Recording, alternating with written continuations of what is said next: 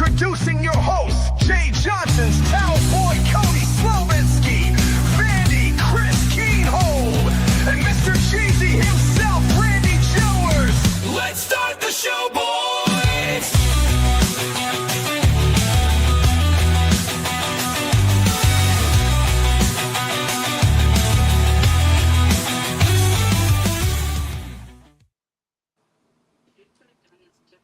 Well, guys, we're back, Right, and we have a stranger with us. Welcome back, Cody. Hey, it's good to be back. I've missed it. That is for sure. We was beginning to wonder if you went into semi-retirement on us. Honestly, it felt like it was happening. Working, close to 80 hours a week right now and no free time, to say the least. But I'm back. I feel good, and I'm ready to talk some baseball. Well, that's good. Admirably, Cody, Terry's been filling in nice. He's been a great addition to the show so far. And he's done some really hard work for us. He's already landed us a couple interviews, and because of his hard work, we got us another interview tonight. So, Terry, if you don't mind, go ahead and tell us who we got tonight. Okay, so for tonight, our guest is someone from my old hometown. I don't know him personally. I just know the college that he coaches at in Victorville, California, and that college is Victor Valley College. So without further ado, I'd like to introduce everyone to Coach Nate Lambdin. Hey, guys. Thanks for having me on. It's an honor. It's an honor to have you on. Well, I appreciate that very much. So, I guess I'll go ahead and get this started real quick. So many people in the college baseball world don't know about Victor Valley College. So, I'm going to give you the floor. Introduce the college baseball world to Victor Valley College and Coach Nate Lambdin. Well, again, thanks.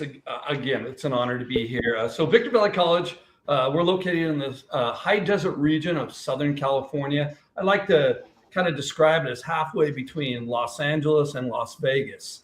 And Victor Valley College is part of the 3C2A, which stands for California Community College Athletic Association. So there's 86 community colleges that in California that compete each year for a title. So we're kind of our own entity versus the National Junior College, NJCAA.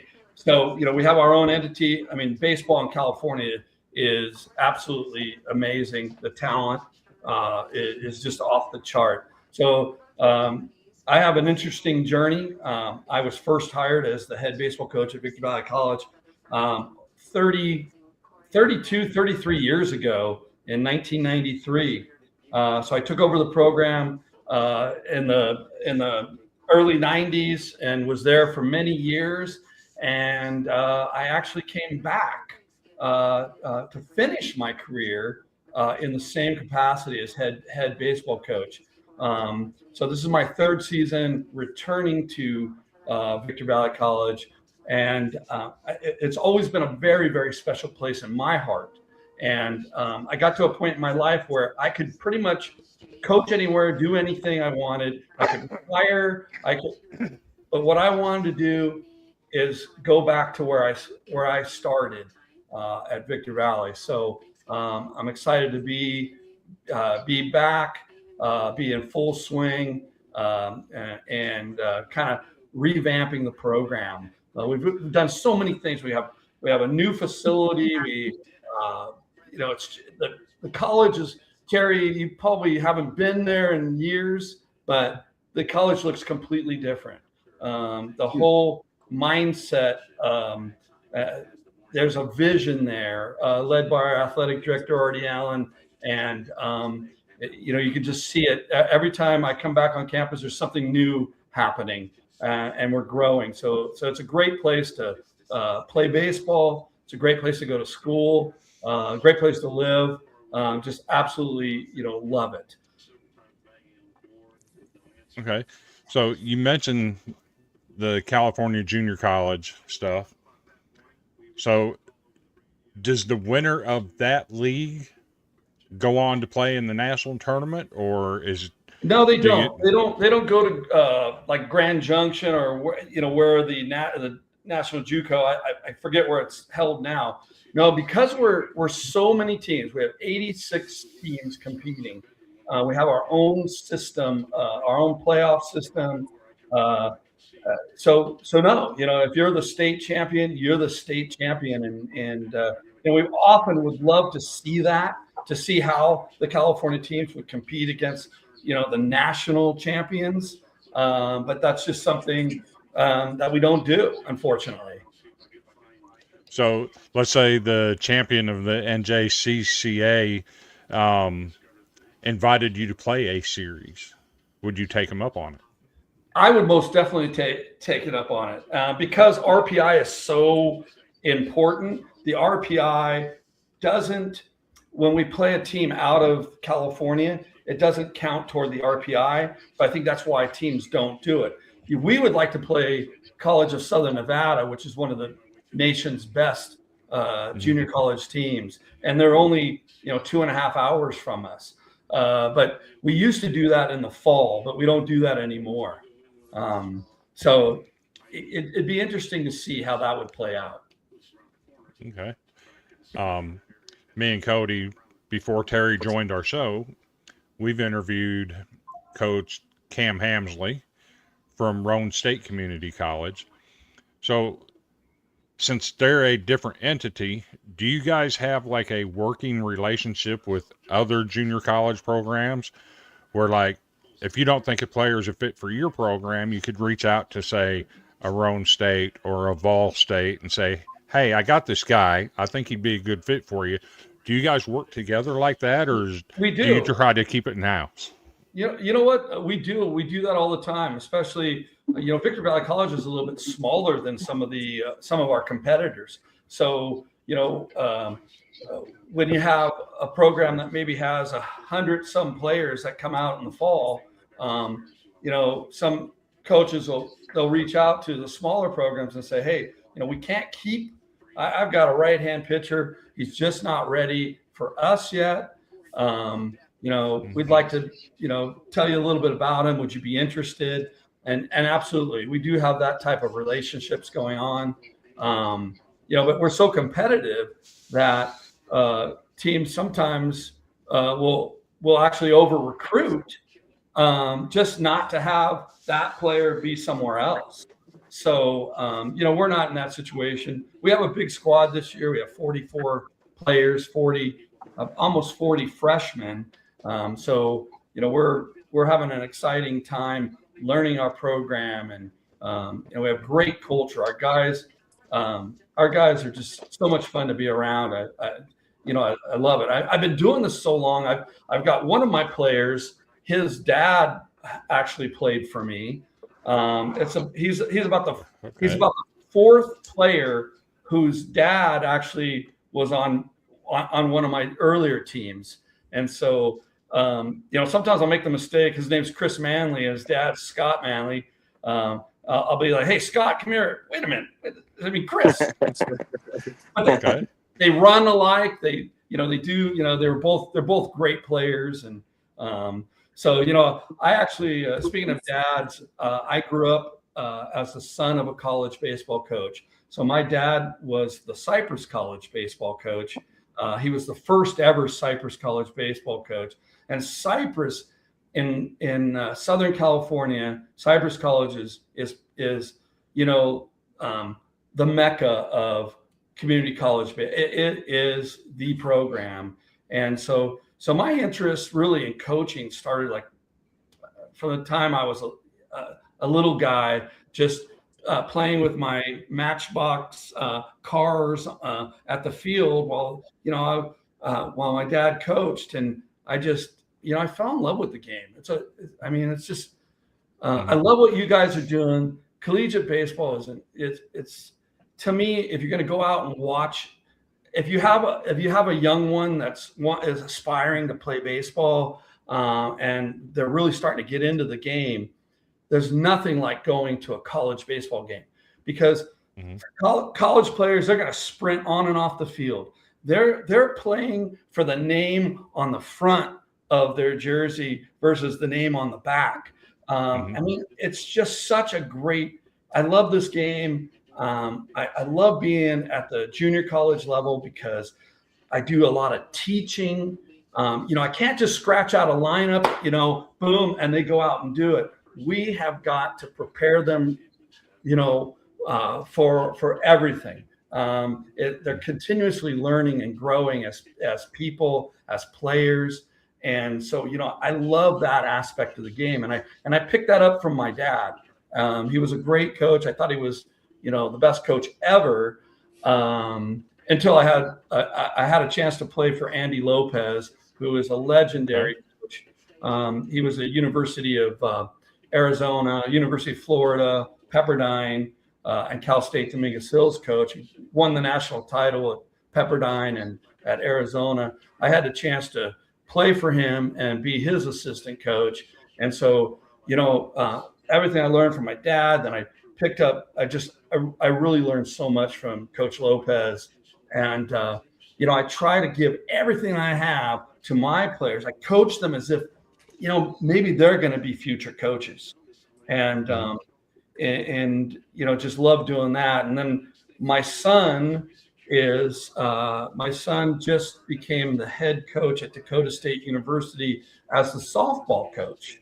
So, so I'm super proud of him. Him and I talk like every night. Dad, I got this going on. Dad, hey, we have this. We're not turning double plays. What do you, all these things. So we just love to, talk about, sports and more on a daily basis. So it keeps me going.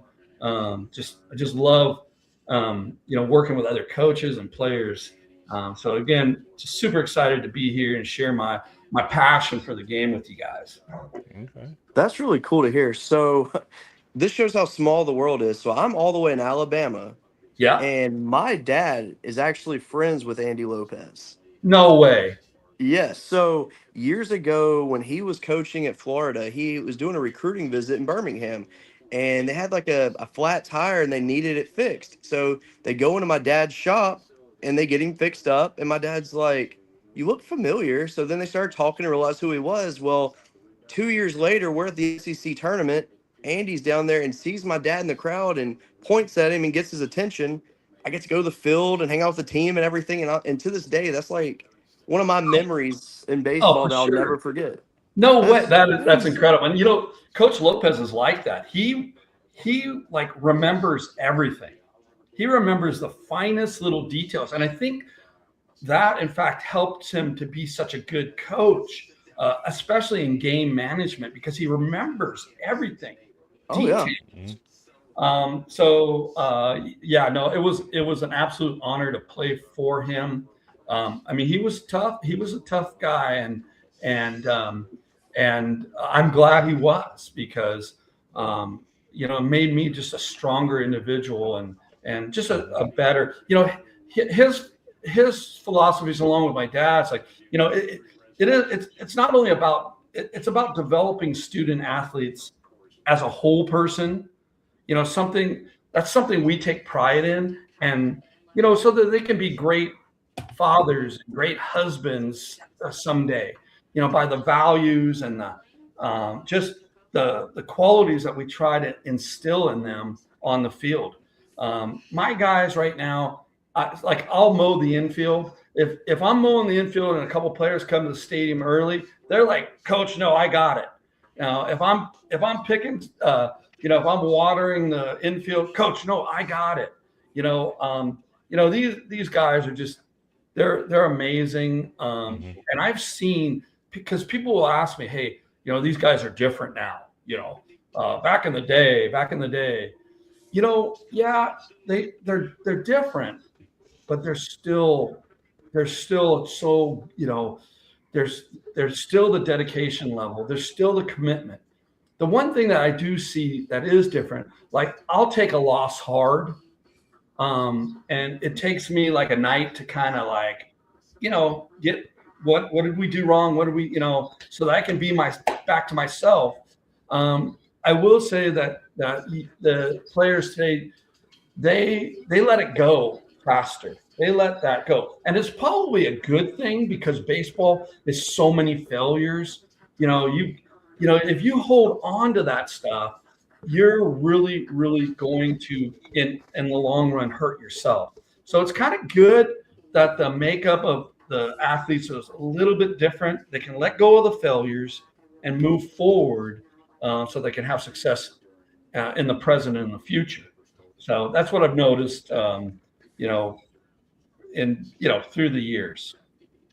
Okay. I might steal a little bit of Terry's thunder here. We are creating a new segment for Terry on our show called Terry's Dugout. And what Terry's Dugout is going to be is he's going to do his own homework and research and everything. Obviously, he can't go to all the parks to experience the food, but he's going to review food choices in the concession stands at different venues across the nation. So, in stealing Terry's thunder, tell us what you're eating off the concession stand at Victor Valley. I tell you what. Well, when I enter a ballpark, I've got to go, and I go big. I go 3 dogs, a bag of peanuts, and I will say I do like a large Coke with that. So that's my go-to, and I'll eat those hot dogs plain. They fire me up. Absolutely. That's filling me up for sure. Now, as in transition, what Chris was saying, we switch it up to, yes, you're enjoying the food, you're enjoying all the great players and everything, but every team, no matter what level of baseball, JUCO, Division I, II, whatever, every team has a nemesis.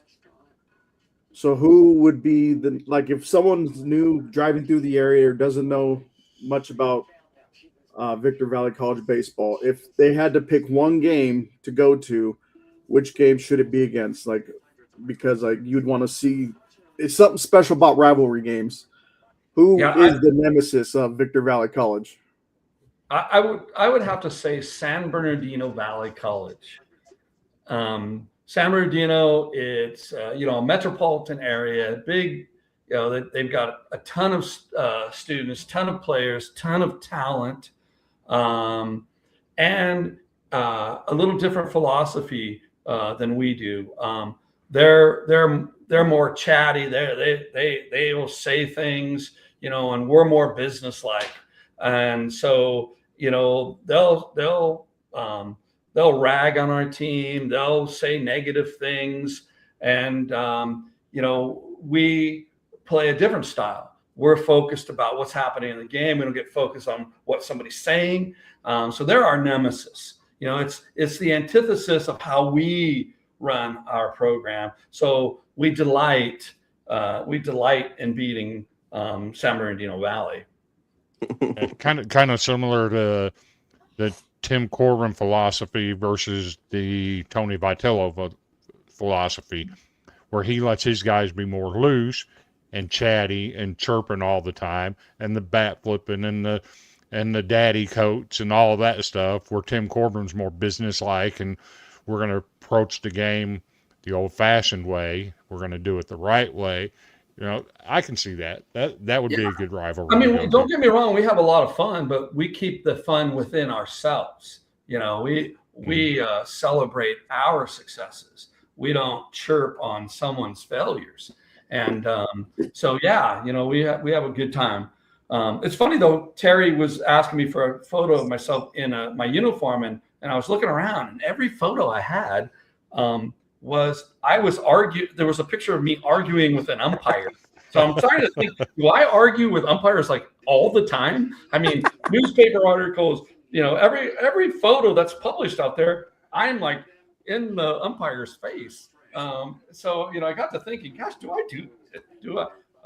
argue with the umpires a lot? But in reality, I don't. Although I do have a couple I did have a couple funny ones with umpires. I don't know if we have time to share one, but Always have time. always have time. We're out playing Mount San Jacinto College. They're a Southern California college, and one of our pride and joy is we call it base running management. So we hold runners on really, really well. We teach our pitchers pickoff moves. We have planned picks. We use the pitch clock. We have a pick sequence, all these things. I don't want to give it away, but we do a lot to hold runners on. So we're playing Mount San Jacinto, and we're on defense, runner at second, and we go to pick the runner off. Okay.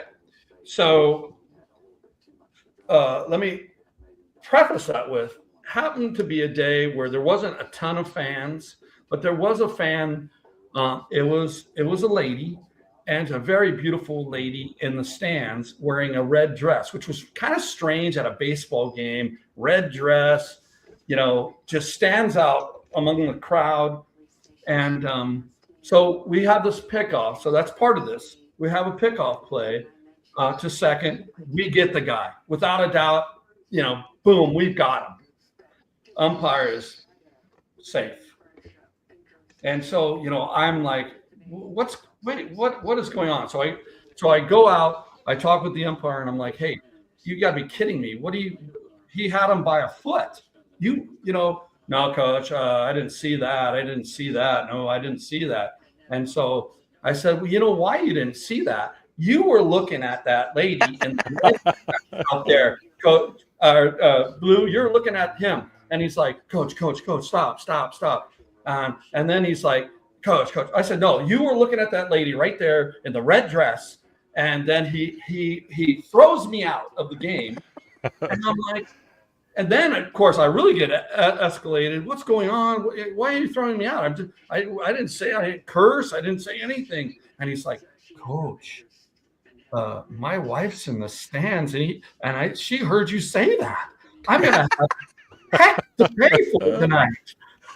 So I did get bounced on that game, and so my players subsequently, it's the lady in the red dress story, so stuff like that. But the problem with baseball is, we can say something, or a basketball coach can get a technical, and a football coach can get a flag, but we get tossed. And when we get tossed, we can't coach, the next game as well. So it's kind of unfair. I got a problem with that one. So, whenever you get tossed, you make sure you get your money's worth, and you make sure you get the dirt on their shoes, and you pull the base out of the prop, and you got to get your money's worth, right? You are absolutely correct. I mean, if they're once they let me go, and then now I'm gonna be a little bit of a spectacle. I probably don't have. You're not gonna have like, hey, that was a great show from a bunch of umpires probably tonight. But it's funny, when my father, being a longtime baseball coach, when he passed away, I spoke at his funeral, and there were hundreds of players, coaches, and when I got to the podium, this just came out. I'm like, I'm looking, I see so many coaches, players, family, loved ones, but I don't see any umpires here. So, and people laughed, and it was good. It was good for me. It was good. My dad would have loved it, because my dad, I think that's where I got it from. That's funny. So have you ever just, you've seen your team play through your whole career, and you're just, at one point you're just like, we just need something. And you just say, you know what? And it might be this random moment, and you just decide, I'm getting myself tossed right now. And you just storm out and do it. 100%. 100%. Yes, that has happened. And that, because when all the tools that you have are gone, it's a time where we've got to do something. We got to get these guys pumped, because they can do it. They can come from behind, or they can win this game. And yes, I have. And I've gotten close, and I've said, hey, you need to toss me. And they're, what? No, you need to toss me. Coach, you haven't said anything. I know that, but listen, I'm going to get really, I'm going to get, a little animated, and you need to let me go. You need to send me. And yes, absolutely have done it. And I was doing a summer game where that happened. And by the way, I do want to say, because I think, down the line sometime, summer baseball, collegiate baseball is incredible baseball. I coach the Lafayette Aviators. I'm the third base coach in the Prospect League, and we were the Eastern Division champions last year. But college summer baseball is fantastic. We average 2,000 to 3,000 people at every single game. So we're right there near the Purdue hat there, Terry. We're located in Lafayette, which is just a few miles over from Purdue University. We have some Purdue players on that team. Summer baseball, man, it is a great experience. Okay. I do have one quick question, real quick. Okay. Of all the players, I'm sure it's countless. How many players you've coached over, your career and everything? Was one player that stand out that you've kept an eye on, whether he transferred, like to go up to a bigger school or whatever the case may be? But what's one player that you could say you've had a kind of hand in coaching? They've been relatively successful. Well, when I first started coaching, I was a graduate assistant at Cal State Dominguez Hills under Andy Lopez. Mm-hmm. And we had a shortstop by the name of Craig Graybeck, 5'6", 5'7". If you look Craig up, 16, 17 years in the major leagues. He made his face says it all. Yeah, I know him. That's you know him. I do. Yep. Okay. He Cody, we're in actually the same circuit. I'm thinking so. He actually hit the first ever home run in the Hoover Met with the Birmingham Barons. Is that right? Yes. Well, he also, he's not a home run guy, but exactly. He also hit one against the legend Nolan Ryan. You do that. That's all. That's the right? only story you That's ever all it takes mind. right there, right? That's a career. No, but going back to this Craig Graybeck, what's so, for our young guys that are playing right now who don't have the size and they weren't born with that natural, stature. Listen, he made a living in the major leagues because his work ethic, his commitment, his belief in himself, his never give up attitude. Craig is one of the most incredible, players that I have ever seen. And, to do what he did, and it's just something. I know his sons. I saw his sons play. One of them played at University at either Oregon or Oregon State. I forget. But just a quality young man and just a great player. Yeah. He's out the most. So on those lines, let's narrow it down to Victor Valley, who is. I typically don't like to single out single players like this, but no, who is the one player that came through Victor Valley that absolutely changed the direction of the program? That would most definitely be a young man named Jacob Mullinex. Cody? No. I don't know this one. The name sounds familiar. I can't place the name though. So he didn't get to the major leagues, but Jacob went from Victor Valley to the University of Nebraska, played for the Cornhuskers, had a great career, signed out of Nebraska, spent some time in professional baseball. He was a game changer. He opened the door for recruiting. People at the time knew exactly who he was, and wanted to go where he went. There weren't, athlete after athlete getting high level Division I selections from, many of the JUCOs out in this area. And so, he kind of opened that door to help us, and hard worker, talented, great guy. Probably could have played in the major leagues, but I think for family reasons, he ended up not continuing baseball. Okay. So, one question I always like to ask. So, you can look at Terry and me and probably Cody too and tell we're good old Southern boys. We like to eat. So, let's say we're coming out to watch Victor Valley play and you're going to host us at your house. Are you going to cook for us or are you going to take us out somewhere? And what's on the menu? Oh, wow. So, gosh, I do love to cook. And so I love to barbecue. Okay. So I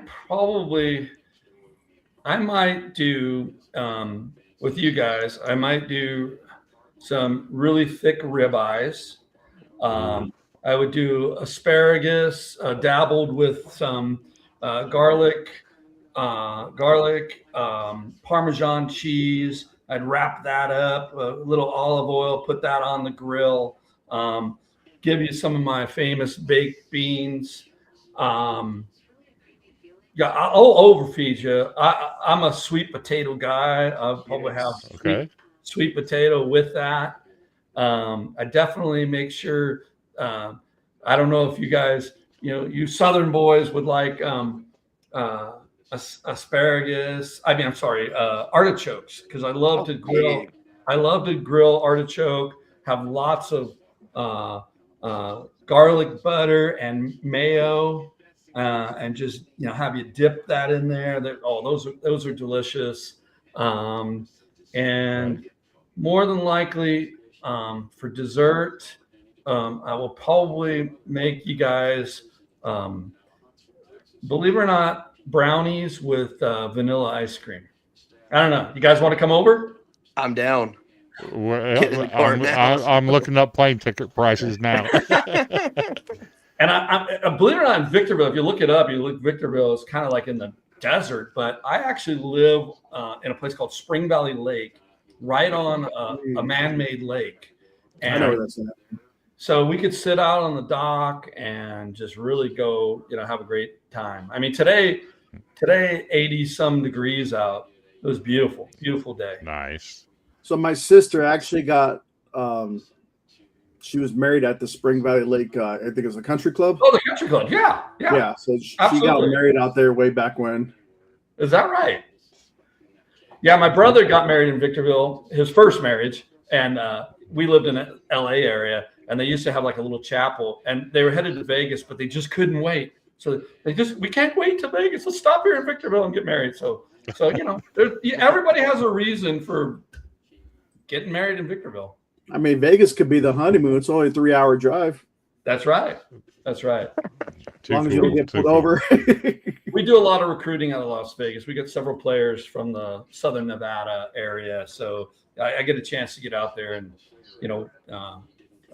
recruit and bring me to another question. You talk about recruiting. Like how far, because obviously the majority of your talent's going to be coming from the local area or probably down the hill, as we used to say over there. But like as far as out of state, what's like the furthest prospect you guys pulled in, like just like from the state that they were? Yeah. So, like if you look at our roster right now, we have Utah, Colorado, Nevada, and Arizona. So when I was the Barstow College coach back in like 2012, 2013, I usually spend a lot of time on the East Coast in the summer in the Carolinas. I coached the Myrtle Beach Hammerheads out in the Carolina Shores Collegiate League for many years. So when I was at Barstow, I had several guys that played in the league out there that ended up playing for me. So we had players from Jacksonville, Florida. We had somebody from just outside of Nashville, Tennessee. We had players that just we either wanted out of their Division 1 or 2 program and wanted to come to California. So it was a little bit easier at that time because out-of-state tuition wasn't as high. That's the thing we run into because this 3C2A, there are no scholarships versus the National JUCO that offer scholarships. So whenever we get an out-of-state player, usually they didn't have a scholarship opportunity in their state, or they wanted to come to California because it's so competitive, and we do produce a lot of players to the next level. So those are some benefits to coming to California, but they do end up having to pay a little bit of money out of pocket. We've got a question here in the comments. Yeah. Our friend Sam is a big South Carolina Gamecock fan, Okay. and he's asking who you're coaching for. So I'm the head baseball coach at Victor Valley College in Southern California, a 2-year California community college. I couldn't explain it better. I didn't need to take your role, but if you do need a fourth host, I am available. There you go. Okay. I do have one really deep question that I always ask, and then once I ask it, I'm going to let these guys take over. Let's say you just coached the worst game you've ever coached. You got beat 36-0. No hit in the process. You were a walk away from having a perfect game thrown against you. You played in Palo Alto. You're on this long bus ride home. It's 1:30 in the morning. It's dark. It's lonely. Who's the one person in your phone that you're going to call to get your head back right to where you don't want to quit coaching anymore? That's for me, that's an incredibly easy answer. I'm going to call my son, Hunter Lambdin. I've made that call. I've made that call this year before to him, and he's made that same call to me as well. Okay. So yeah, we're great for one another in terms of getting us back down to earth, getting us refocused, and getting a complete reset. When you have a game like that, even if you're part of the cause, you always have to do self-reflection. So you do a lot of self-reflection, and then yes, you reach out to those you trust the most.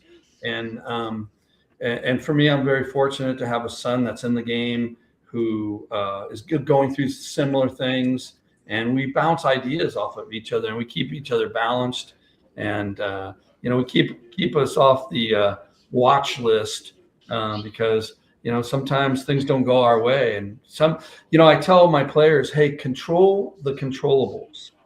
And so in life there's things that we can't control, and so we're going to have to let some of those go, but we control the things that we can control. And then there's always back to the drawing board and planning and preparing. So yeah, I'd call my son for sure. So yeah, that's a great answer, and that he calls you in the same respect. That's actually pretty cool. Yes, he's already made that call. They're not going to have me back next year.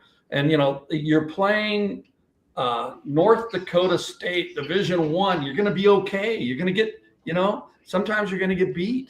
It's part of it. Yep. It's interesting. You actually picked North Dakota State. Oh, I actually just took my grandson to his second college baseball game ever when North Dakota State came to Nashville and played Vanderbilt about a month ago. Oh my gosh! And now he's addicted to North Dakota State. And he's like, Pops, do you have a link where I can watch some of their games? And now his little rec league season is getting ready to start, and he's in need of a new equipment bag. He's like, can you find me a North Dakota State equipment bag and all this kind of? He's like Drop the addicted ball. to NDSU now. I love that. I love that. Funny. Got another question here from Sam. Let's show it real quick. It says, what's baseball like in Cali? It seems highly competitive within the state. Yeah, Sam. The baseball in California it's off the chart. There's an incredible amount of talent, and I think a lot of that stems from our great weather. We play year round. Even the youth baseball, they're playing fall ball, they're playing winter ball, they're playing traditional spring, and they're playing summer. So with all that going on, the younger guys they're getting so much experience, and so it's just snowballs into multiple players that just really have a lot of talent for the game. And there's a lot of programs. There's a lot of private coaches. There's ways to just continue to get better. So I think California baseball, yes, it's good across the country, but I think California, for those reasons, might take the edge possibly. I don't know. A lot different than up in the Northeast or the Northwest where it's too cold and they can't play year round. They're limited to about 3 months a year, right? Yeah, and that's one of the things my son, being a Californian, being at Dakota State University, they've got to work out inside a lot, so that's, you can't get quite as much done when you're indoors as you can when you're right on a field. Yep. It's like North Dakota State. I use them for a reference. They just set the record for the 4th year in a row for most consecutive road games. Oh yeah. They literally just played their first series at home last weekend. And they started in the beginning, Valentine's Day they start, and then they're on the road till the end of March. It's crazy what they have to go through up there. I'm sure it's not like that where you're at. No, we haven't had a rain out in. We haven't even had a rain out in 2 years. Oh wow! Oh yeah. I mean that's amazing, right? Yeah. So there is no weather here. It's just pretty much, the same all the time. So, and speaking of that, my son, at Dakota State, they had to travel to, I believe, Missouri for a home game because they had to find a field, so they played inside a little dome to get a game in. So yeah, I can relate to, having to be on the road a lot, which is hard. It's nothing like playing at home. Absolutely. So I know that your guys' season obviously is getting almost to the end now. So with some of your guys that are about to depart the program, at what point do you start helping them prepare for interviews with other teams? Actually, that process started prior to the season. So one of the things that we will do is we'll send out a list of all of our sophomores to various coaches across the country, with pretty explicit information on them.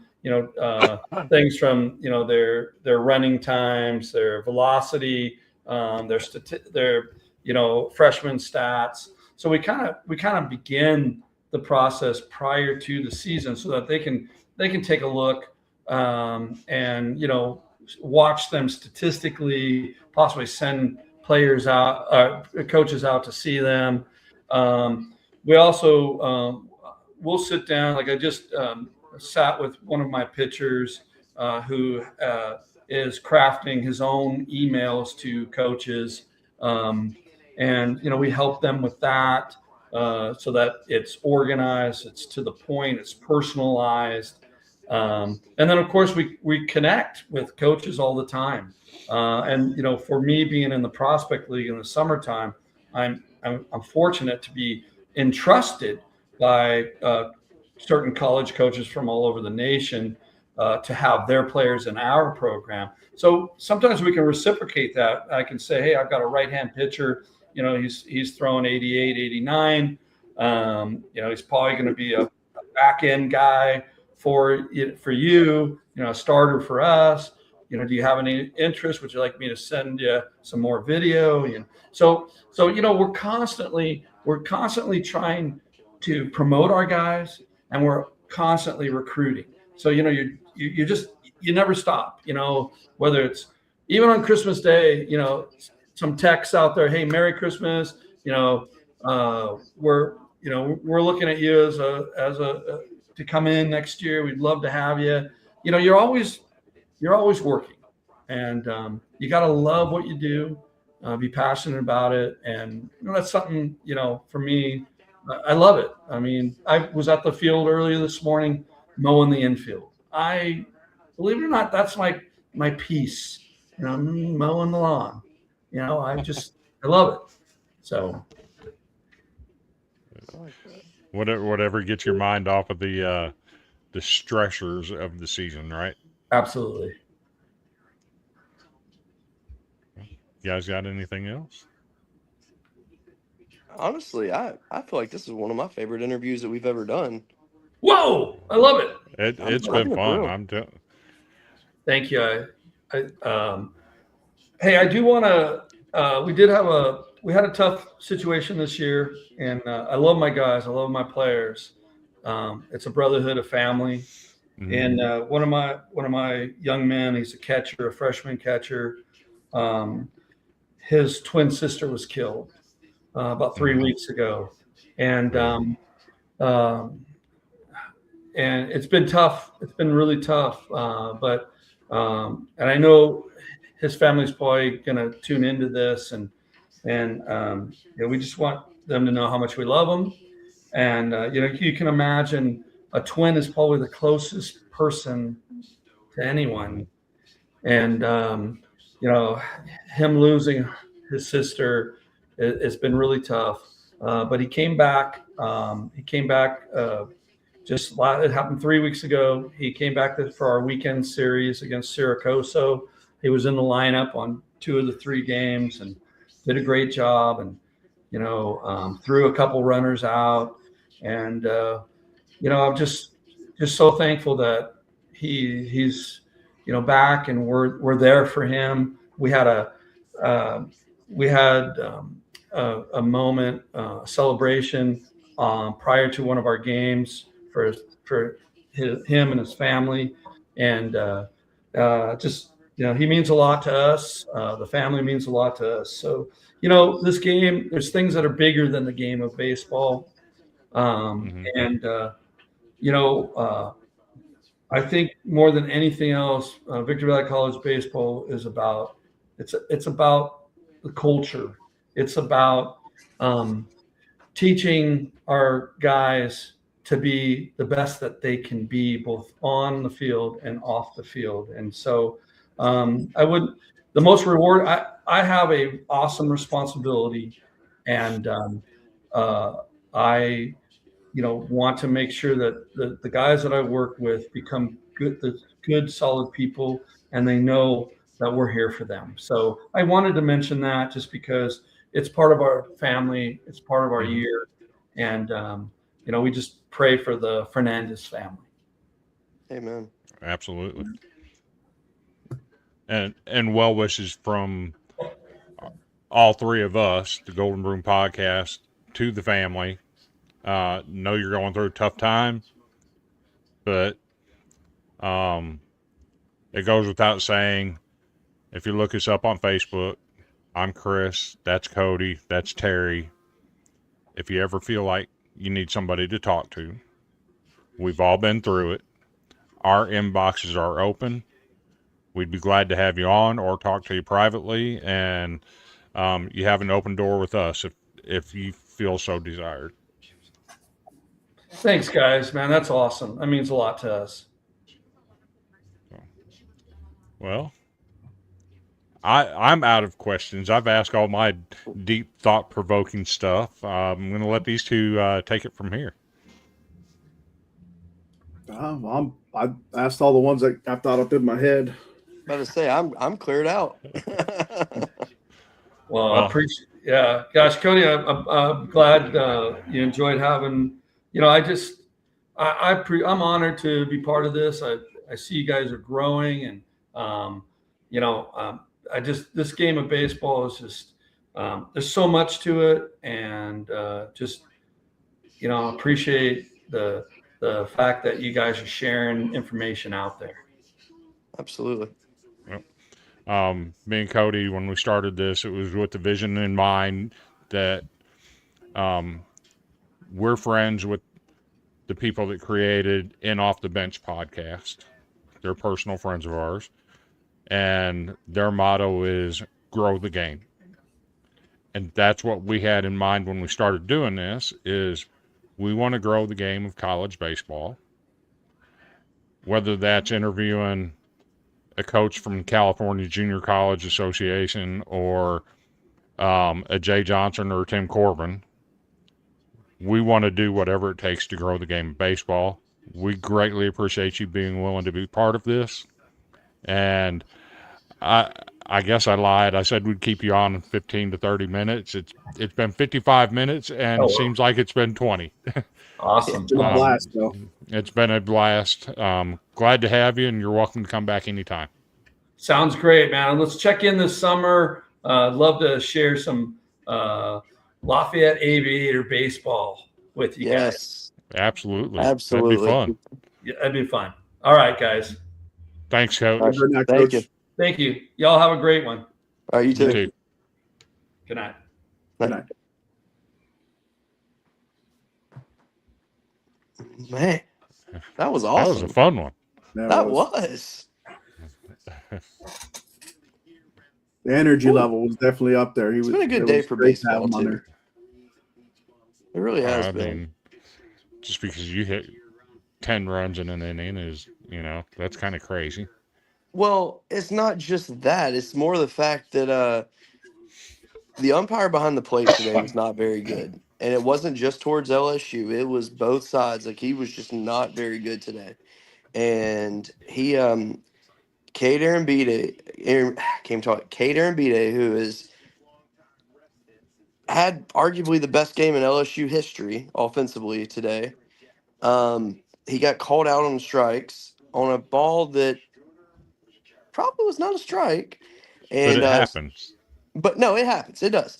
And Jay Johnson just ran out of the dugout. And by the way, we were down by 1 run at this point, late in the game. Jay Johnson runs out of the dugout, gets in the umpire's face. You could tell what he was saying. I cannot repeat those words on the air, but Oh, you could read his lips. There was no mistaking what he was saying. Instantly tossed. And when he did that, I saw Chris Stanfield in the background, and you can just see the look in his eyes go from he was like, "Oh, this is happening," to "Oh, this happened." And then after that, it just went great, and I loved it. Mm-hmm. Friend of the show, Seth Dardart, hit another home run today. Also had double. Played some good ball. Speaking of Seth, you said you had some comments that you wanted to bring up about his little bat flip last week. Yes. So let's hear it. Yes. Well, before I do that, can you please fix our screens to have us lined up in a row? I don't know how to do that. Sure you do. It's like it's down there where all the camera options are, and it's got where it's just a line of 3. I don't see it. I only see it's 2. there. If I could adjust it, I would. But it is absolutely killing me right now. Almost. Nope, that ain't it. It's almost Oh, it. You're found it. almost there. There it is. Got it. All right. Rookie. So- Thank you. All right. So that bat flip, first of all, in any game, that bat flip is considered unacceptable. Yes. It is. And, before I go further, did you know that man right there in the comments, he is going to go see Stormy Daniels do stand-up comedy?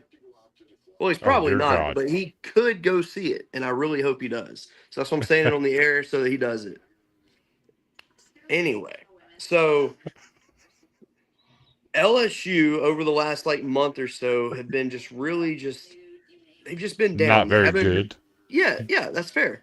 And they've had moments where they should have arguably won games that they didn't, and they just let it get away from them.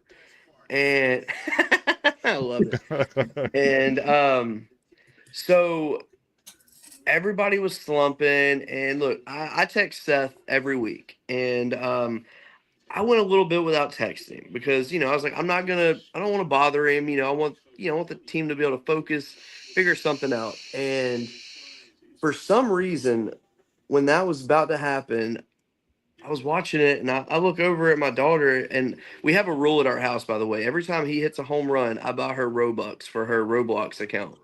And so I look at her, I said, "Hey, how are you doing on Robux right now?" She's like, "I don't have any." I was like, "Well, I think you're about to have some." And he had been slumping. His batting average had gotten down below 220, and it was odd. It didn't feel right. He wasn't striking out a lot, but he just wasn't getting balls like in the gap. He goes up there, and well, a couple games before that, he had one where he was the last out of the game. Warning track shot called on the wall. It happened like twice to him. And then next thing you know, bam, it's like when he hit that ball, all that frustration left his body. And Oh, I get why he did it. I get all that. But my God, he threw it past first base in the air, like like uh that bat never landed, I don't think. That thing like flew. Anthony said, it looked like chopper rotors. It was. And look, I get it. Like you don't want to see that in a game. Like you really don't. But in that moment with LSU just not being able to get past that hump, it was necessary. Had he been tossed, I wouldn't have argued it. I would not have. Right. But it was needed. And since that moment, they've actually kind of started getting things together. He's definitely gotten things together. He got named SEC Player of the Week. He followed up again with another good weekend this weekend. And honestly, that team is just they're not where they need to be yet, He ain't but got no pitchers. That's the problem. well, no, that's the thing. They're one Even of the about 5 or 6 teams in the SEC that shockingly have no pitching at all. That being said, it's getting better though. That's the thing. Against Tennessee, I mean, we held them under 5 hits in like I think 2 of the 3 games. Like they were actually I think all 3 games actually, if I'm not mistaken. Like They're the they were worst hitting great. team in the conference too. That's So, fair. That is fair. That is fair. But no, I mean, so the problem with us at pitching is, Cooper Moore got injured. He's gonna be out for a few weeks. mhm. He's, one of our weekend guys. So we've had to figure out who's gonna take his spot. Gavin Guidry got the shot. Didn't work out so good. So we gave it this week to Grant Fontenot, and he actually did pretty good. Didn't do perfect, but for what the situation was, I'm very happy with that. And then Guidry comes out of the bullpen and absolutely just lays the hammer down today. And it was really nice to see. That's fair. But like I said, I don't think I've ever seen a year where there's been this many teams in the Last- SEC that absolutely have no pitching depth at all. Yeah. Vanderbilt, Tennessee, LSU, Texas A&M's only got 11 pitchers on the roster. Yep. It's like, how do you manage that? Or Yeah, I spaghetti mean it's arms really Auburn. hard. I mean LSU's got the depth. It's just that the consistency is not following up right now. Right. And I mean, if they can get it together, because I mean their stuff is fine. It's just keeping it consistent. And until that happens, I mean, it's just going to be a long season, unfortunately. Long season for a lot of teams, right? Yep. I mean, because a lot of these teams are much better than what their record is showing right now. Yeah. I mean, because realistically, LSU and Vanderbilt, they're almost identical to each other, except And Vanderbilt Arkansas and Texas A&M and Florida and Tennessee. Arkansas makes no sense to me right now. None of them do. But Everybody thought Arkansas was a natty team. Everybody did, myself I get included. it. Like I said, it's an arm issue for everybody. Yep. Texas has got one of the best hitting lineups in the nation, and they can't get anybody out because their pitchers can't throw strikes. Yeah. Vanderbilt, another example, great hitting team, can't get anybody out. Yep. Florida can't get anybody out. they've looked better recently, but you know, it's still the same thing. Can't get anybody out. Tennessee can't hit, can't get anybody out. I've never seen a year in the SEC like this. Yeah, and it's very odd. The one weird thing that I have noticed though is that early in the season, Georgia looked like they were a beatable squad. Like I mean, they looked fine, but they had some moments where you're just like, are they good or not? And Mm-hmm. now it's like, dude, Georgia's good. They're pretty damn good. Which I mean, I'm not surprised though. And I mean, when your head coach is one of the best pitching coaches in baseball, I mean, that helps. It does. And but no, I mean, I really, and this is a weird comparison, but I think you'll agree with me. SEC baseball this year feels almost like women's basketball did this year. Like the SEC was really good, had a lot of teams at the top, but it wasn't that it was extremely top heavy because it was like a balance of like there's 10 teams that are all respectable, but there was not really that one team that was just like, whoa, consistently game after game. I Mm-hmm. think that's where baseball is right now, but I also think that's the whole NIL thing leveling things out. Mm-hmm. And I think this is going to be funny, but I think this can also be a situation just like in women's basketball where an SEC team may make it to the end, but UCLA ends up winning the Natty. Congrats to Could your be. I women's can basketball only team, hope, by the right? way. Huh? Yeah, I figured you'd like that. Yeah. But They just swept no, the I don't know. Trojans too. It's a weird season to say the least. I was very happy that LSU's gotten 2 weekends in a row with a series win, but man, I need some more And consistency how there. about credit to Missouri Buddy, right? getting a ranked series win on the road at that? So let me ask you. All right, I know we've always had this discussion in the past, and you've always have pushed back on it. But is this a moment where we actually do an asterisk next to the Golden Broom Award and just kind of have to give it to Missouri because of that? I don't know, sweeping Mississippi State on the road in the manner that was done. That's hard to argue against that. To be fair, that series was a lot closer though than a sweep shows. State played hard. It's Sure, not like they got manhandled, but Georgia played fantastic. I have no argument with them getting the award.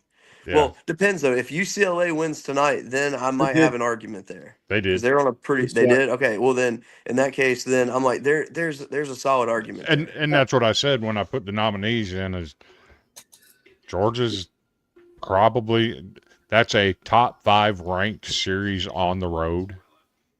Yeah. They've won Well, 8 in a row. It's but UCLA does have a strong case, having 22 straight wins.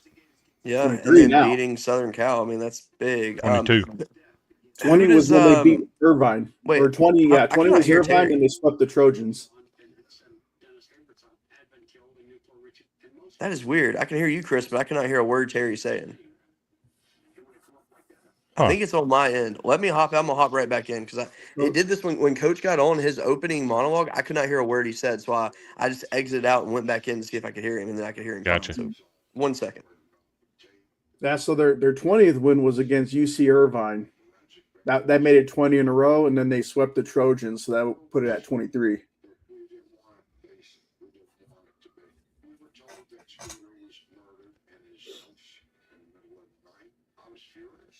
Yeah, I guess you're right. 23. And 22 was yesterday. Yeah. That was like tied for the longest time, and all of a sudden they just went off and scored 8 unanswered runs, seemed like, because it was 4-4 for the longest time. I can you hear hear me now? Terry. I can hear you. Right when I Okay. got in, you were saying something. I was like, perfect. I can hear you.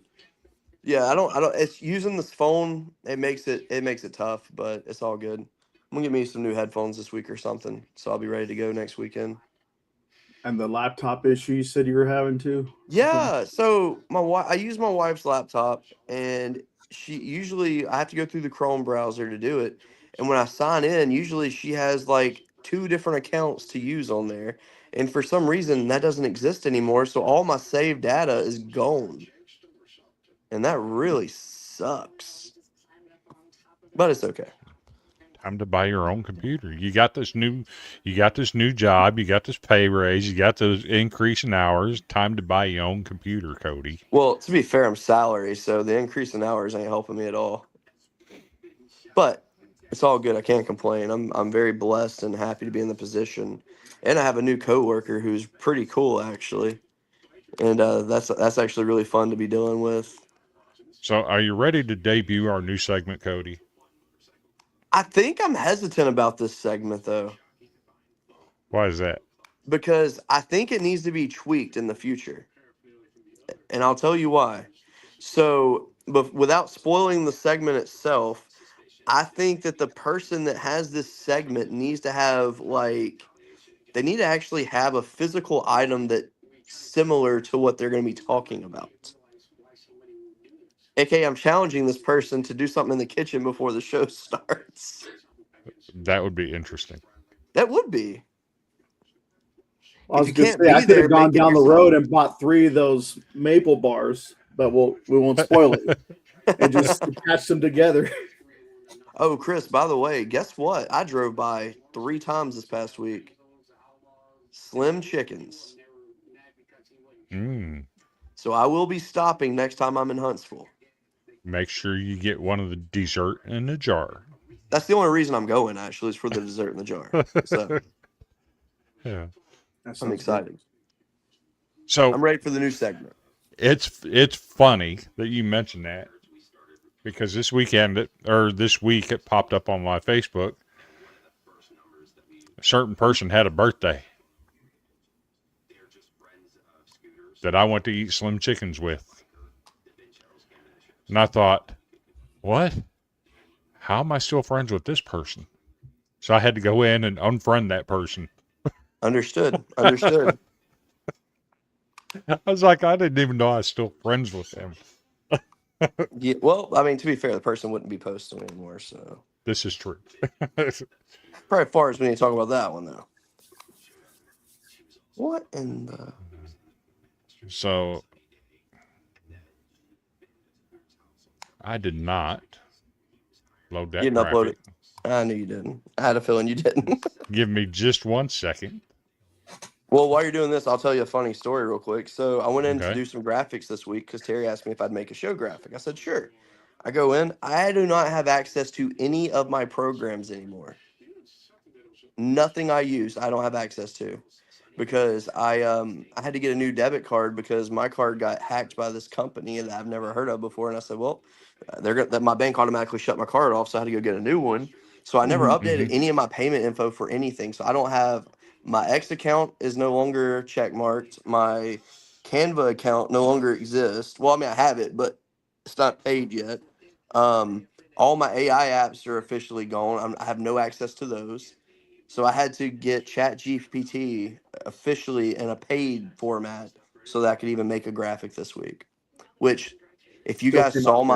if y'all saw what I had to type to these AI things to do it right, because every time Mhm. I would get something made, it would change coach to a completely random AI generated person. And I'm like, who is this? I'm like, use my image. And then it finally worked. That's wild. So let me upload this slide real quick. Oh, there we go. Shout out to the 24 people watching tonight. Yes. We've only got 24 people. I return and we only get 24 people. That makes I think that was more than our other 3 weeks combined, to be Yeah. honest with you. It's more Oh, than our man. other 3 combined. I guess we're going to have to Which figure out a new night. reminds then. me, whenever you get signed into StreamYard, you need to reconnect your Facebook. That makes sense. I have a lot So- of things I'm going to have to do, apparently. So it's all good, though. So You did use the wrong intro, by the way. I just wanted to say that. the other one's got like 5 F-bombs in it. I know that's yeah, that's the wrong intro. That's the only 2 I can find. I got in here the other day and there wasn't nothing. I mean, our intro video when we go live was missing, and our outro was missing. It had all been taken out of our preloaded stuff, and I'm like, Oh What's going on no. here? Uh-oh. So, as we've talked about in our chat, um, we all feel like we're better when we have segments and structure and all that kind of stuff. We like the free for all stuff, but we seem to do better when we're structured. And with that, we've added Terry as a permanent host now. And we decided we'd give him his own segment because he's always been one in the chat watching the show that would create a burger for us. So the idea was something centered around food. And he might put a cherry on the top of some of this food he's going to talk about tonight. Who knows? But anyway, we've decided one of our new segments is going to be Terry's Dugout, where he gets to talk about food. And you notice, I use ChatGPT. I created him a nice little logo for his segment here. So, Terry, I'm going to let you take it away. And tell us what you got for your first dugout segment. All right, before I do that, I guess whenever the pictures come up, I don't know if you mind. I haven't figured that part out yet, but all right. So I'd like to welcome you all to first ever Terry's Dugout. This is going to be some homework for sure. I lucked out with this first one. This first one's easy, but finding the next one's going to be a pain. But for our first stop, Terry's Dugout, we are going to be traveling, say in our minds, or if you're already there in person, we're traveling to Provo, Utah to visit the BYU Cougar Stadium. And I don't think, look at this picture, why wouldn't you want to go? I mean, that's just intoxicating as it is. But they have your traditional. I'll have to look those up later. Tucker's You have your traditional stadium foods like hot dogs, nachos, burgers, whatever the case may be. They do that here. But back in 1997, by the man name is Dean Wright, he was hired on, for the food concession, and he was always strongly believing sticking to tradition, as the foods I already mentioned. But he also wanted something different that's strictly you could only find at BYU Stadium. And what he came up with in 2003, he's the mastermind behind what's known as the Cougar Tail.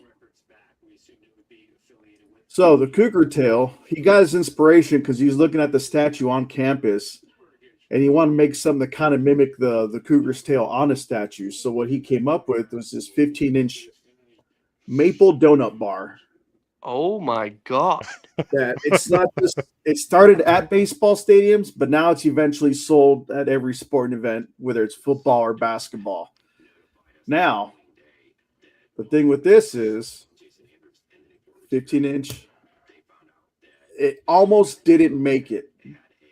So its introduction was 2003. However, in 2004, they removed it off the menu. I guess it wasn't selling.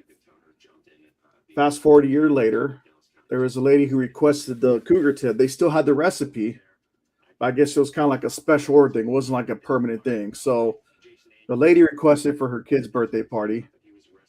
They made it. In 2005, they decided to reintroduce it to the menu again permanently. And since 2005, this particular donut has been going strong for 21 years. Oh. Now, they decided to further their game with the Cougar Tail. And with this one, the next one you're going to see, it's called the Brat Tail. Oh, that's just one of them. Many. There we go. Oh. Now, what this involves is the same Cougar Tail as you saw. They cut it in half.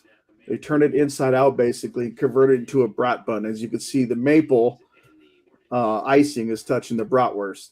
And that has been Oh, another staple food that is exclusive to BYU athletics, mostly for baseball. And as what I've seen so far, on average, at a football game or baseball game, they've been selling like 100,000 plus of these at a BYU football game. oh my God. And the money brought in has been well over $6 million thus far, just from this particular food. That and the cougar tail as well. So We have a petition we need to form, by the way. Okay. No, we need BYU to have to travel to Miami for a baseball series to see what milkshake they would put together with this. Oh wow. yeah, I would See, definitely now you're giving away future I don't show even care. secrets. I don't It's even all care. right. Like, it's all right. So I mean, honestly, I've had some crazy stuff in my life. So I mean, there isn't really much anything I won't try just to give it a try, just to be surprised. And this is definitely one, as well as the cougar tail itself. I mean, that high elevation, you probably need a sugar to kind of keep you warm with the cooler temperatures, I'm sure. sure.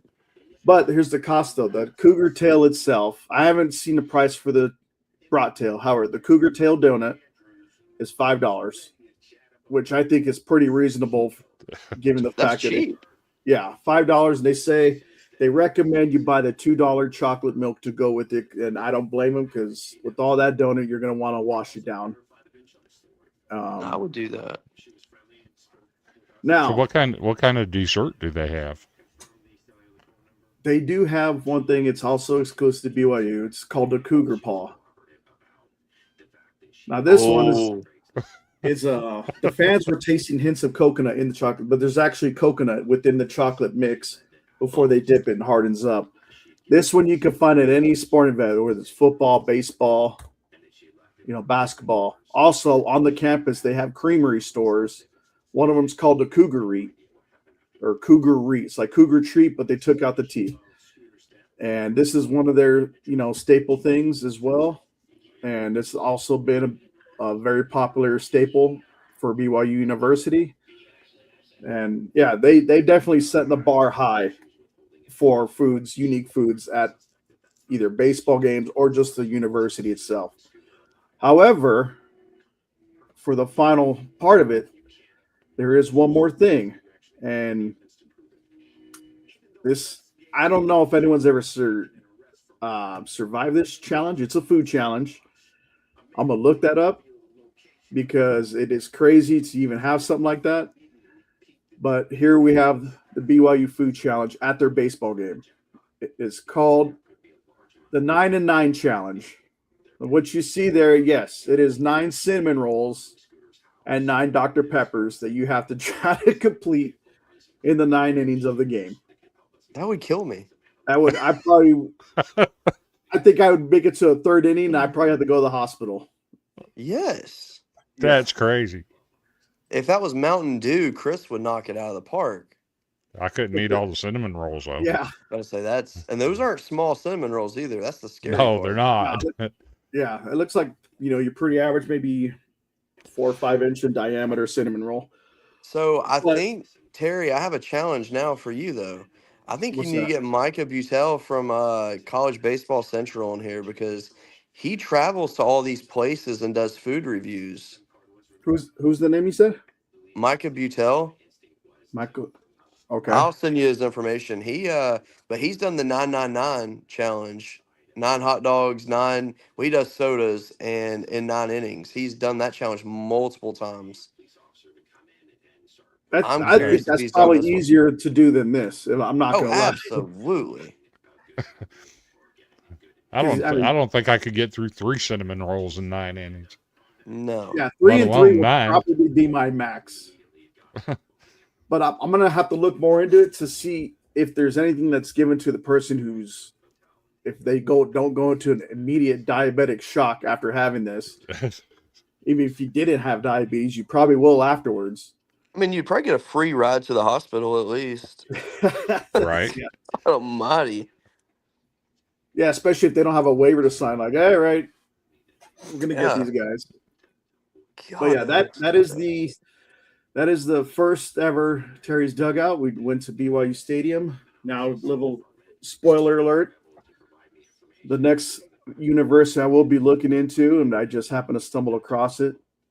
It's very interesting. It's going to be the University of Miami Hurricanes, I love it. I absolutely love and that. we're going to discuss. Everyone. I'm sure everyone loves a milkshake, and these guys, they look like they make very delicious shakes from a company called Mark Mark Light Milkshakes. I can't wait. Okay. And I looked at the regular menu. Dude, those milkshakes looks delicious. Now here's the kicker, though. They come up with theme ones. I won't say anything, but they come up with theme ones for visiting teams, which we'll go over next week once I have all the info. It makes me wonder what stomach or what the people in Miami stomachs are made of, and do they even have taste buds? Yes, absolutely. So So I have to say, I did not know how this segment would go. I didn't know where your mindset was going with this. And I will be honest, that was fantastic. I love the idea, right? Because yeah, we The all idea was love food. great, but the execution was even better. I Well just Yeah. done. I Well just Seriously. moved it done. right there, to be honest with you. That, Like well, that's well done. having the graphics to tell the story with you made that so much better too. So seriously, I that appreciate it. Terry's Corner will not be canceled anytime soon. Terry's dugout. I'm out. Dugout. I thought you said it was Terry's Corner. That's Terry's dugout. In the chat, you said Terry's Corner. And then on here, it's Terry's Dugout. I don't know what's what. I just know that that was Yeah. a good segment. Yeah. Terry's dugout because it's got to be baseball related. Fair. He's in a Fair. he's in a dugout. What if you He hit it may to be a hot cooking. corner? He may be cooking in the dugout one day. He may just be reviewing food at a stadium. You never know what he's gonna do. If I lose a bet, I Fair. probably have to try milkshake from Miami. I mean, that actually would be a really good bet to make. And we just have to make it at our own house kind of thing. Find the craziest milkshake that would be made and just Mhm. make it. I would do it. It's like they're doing the bad version of my burger theme before. Yes. Which, by the way, let me just tell you, you take that cougar tail and do a burger with that, a maple. Oh, buddy. With some like not even to say cow. Let's just say maybe they have elk up there, or Ooh, like say venison. I would be all for that. the BYU Cougar Tail Venison Burger. Mm-hmm. Sounds good. We have a local donut shop, and I can't remember the name of it. It's not like a chain donut shop. It's like a mom and pop, and they do a maple bacon donut, and it is fantastic. You mean like this? Essentially, yes, but just not glorious like that. But yes, That's crazy. I would. Oh man, I would love to go to BYU just for that. To be honest, I mean, obviously, you get one of the best views in baseball. Yeah, I and mean, that I would say they're top 5 in best views for sure. and that's why we picked BYU first, since we were talking about stadiums and whatnot. Mm-hmm. And I said I'd love to see BYU, and then it turned into I wonder what kind of food they have there. I mean, if you're So looking at the background there, the mountains and everything, you might forget you're taking that 9 inning challenge. Before you know it, all the food's gone. You're wondering, like, check your pulse. Like, I'm still alive. And I'm going to try to down a gallon of water real quick and try to make my way to the restroom. Yeah, man, that's crazy though. I mean, I it just can't is. imagine like when someone said, "Hey, let's do a brat with it." Like, I mean, it's a Can you genius imagine idea. having that conversation? Let's I mean, turn this maple donut inside out and put a broad in it. I mean, I can see it working. you think about it, was that a minor league baseball team, I think they're out of Illinois, that they had that Krispy Kreme cheeseburger. That's one of So my favorite ways to eat a burger, by the way. Yeah, like they had the bun was a glazed donut. They grilled the glazed donut on the grill, and then Mhm. I mean the sweet and cheesiness I think would go great together. Wait, you've never had a donut burger? No, Oh man, I have. It is so good. where we're It's at. actually one of my favorite. I made it myself because I saw it online. I did Oh, this like 10 years ago. I saw it and I was like, that's cool. I want to try that. So I went to Krispy Kreme right down the street from my apartment at the time and went home and made me a fully dressed burger, and it was fantastic. so there's one I do want to try from all those ones that used to come up with in my head. You remember that one I told you about a long time ago? It's like a carnival burger. Yes, So the bun was going yes, to be funnel cake with yes. whipped cream and strawberries on top of the beef patty. I would 100% eat that too. Yeah, Wouldn't even think sounds good twice too. about it. Oh man, God, that sounds good. Mm, where did now I'm Chris? hungry. I better go sleep before I Hey, even try to act upon those instincts right now. I know, right? Wait, why is Chris frozen and look like Dale Earnhardt Sr. right now? Hey, look, I think he's looking at I'm another currently screen. typing. Oh, okay. Your Let's try face froze and you look like Dell Sr. And it's kind of funny. All hell praise Dell. Remind me, I just have a quick question, you guys, after the show, um, about scheduling for next week Sunday, because the next house I'm trying to get, or next guest I'm trying to get, he's on Eastern time zone, so like the show would be starting 9:30 p.m. his time. So Yeah. So about the like guest in Georgia? yeah, Okay, okay. Yeah, we can probably modify a little bit if we need to. yeah. Figure. I mean, East. I know. I'm sure you're spending time with his family. He was saying coming back from, I guess their spring break just ended today. I gotcha. I talked to him on the phone too. These guys just gave me the numbers. I'm like, oh, cool. Like I have Coach Lambdin's number and everything he gave me. So we did more talking on the phone than email because it seemed like it was just better to get more info in a short amount of time. Yeah, for sure. Yeah, you never know what you're going to get in an interview with someone. And I had no expectations for tonight. I didn't know what to expect or nothing. And I was when we were done, I was just like, "Whoa, that's one of the best interviews I've ever been part of." Especially when he mentioned those two guys he knew. Yeah. So the funny thing is, so Coach Lopez, like, if so, I mean, I wasn't surprised that he mentioned him being from California and all that. So like, that didn't shock me. But when he said Craig Graybeck, I was like, "What?" So about 3, 4 years ago, my dad got me this book, Baseball in Birmingham. And I read that book cover to cover the day I got it, and I've read it a few times since. And it basically just talks about the history from the very beginning of baseball all the way to the current day. And Graybeck was mentioned in there quite a few times, actually. So I was like, that's just cool. So I just did you a favor, Terry. What's that? Um, the Golden Room podcast reached out to Micah Butel Okay. to see if he could give you some suggestions. So I'd pay love to get attention. him on the show. He's a very good baseball mind. Pay attention to your Twitter mentions, and make sure you give him a follow. Yeah, definitely do that because he's a good dude. He really is. I've interacted with him quite a few times on there. Did you ever get your Chinook seeds? Who, Mm-mm. me? Oh, I was like, what? Did you message him? Did I message Because him? No. I was going off. they liked the tweet. I have to go back and look at it then because I have to see if I can find it now.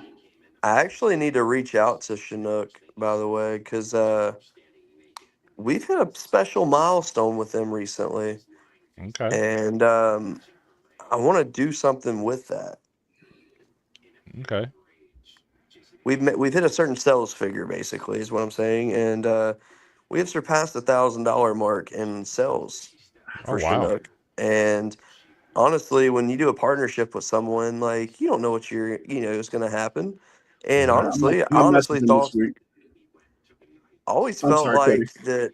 Oh, you're good. I always felt like we may not be able to deliver what they would want from like someone they partner with.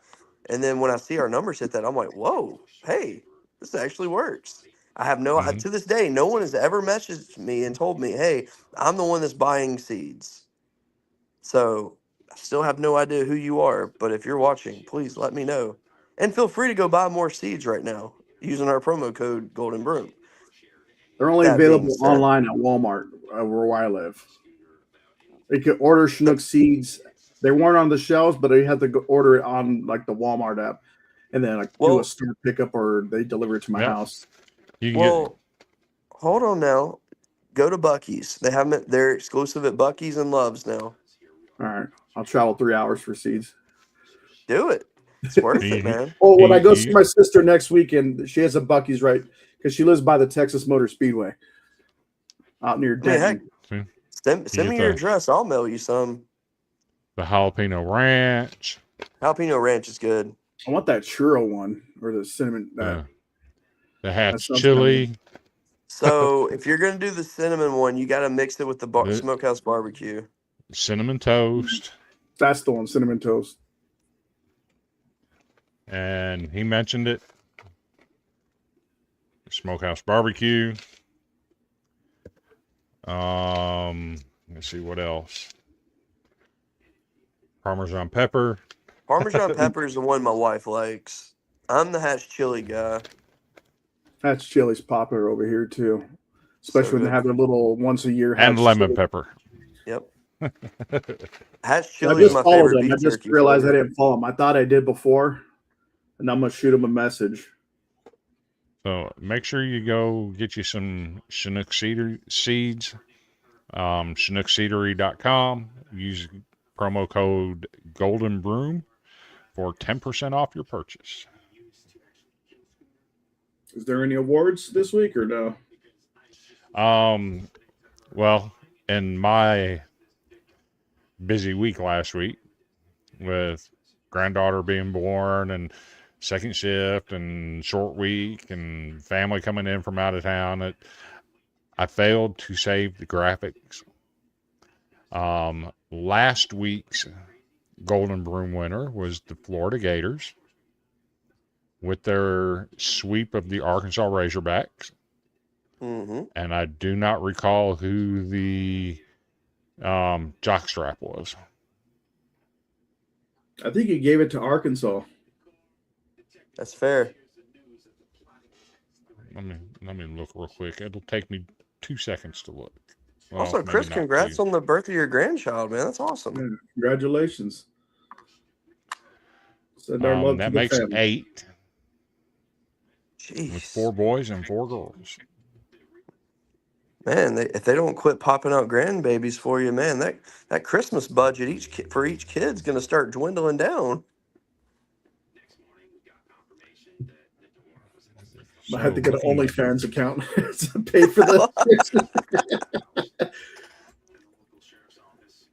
looking back, we didn't have a jockstrap winner last week. Hey, Chris, I have a challenge for you, buddy. Go to Warren Nolan or D1, either or. Look up UMBC. Look at what they've done lately. UMBC, huh? Mm-hmm. They do not Don't tell me they qualify haven't. for it. They don't qualify for the jock strap right now.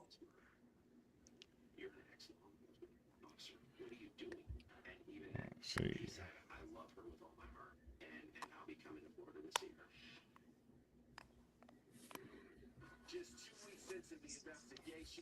How'd that happen? I don't know. But they've turned it up lately. They've won 16 games this year. Yeah. Remember what they did last year. They've already surpassed their win total for like the last 2 years, essentially. Give a quick shout out to the 25 people still watching and stuck around this whole time. Heck yeah. Thank you all. Mm-hmm.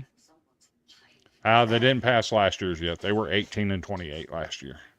Oh, okay. They did better than I thought they did.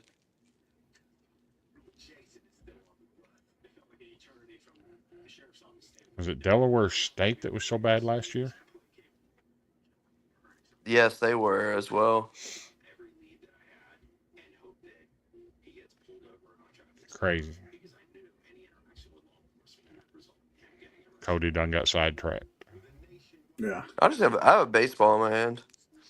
Nah, so maybe you guys could actually give me some input here. All right, so as y'all know, I am the head coach of my son's t-ball team, and we Run the call stairs, ourselves. all of them. Oh, I make them kids run like crazy, and we're called the Flutter Crushers. kicks.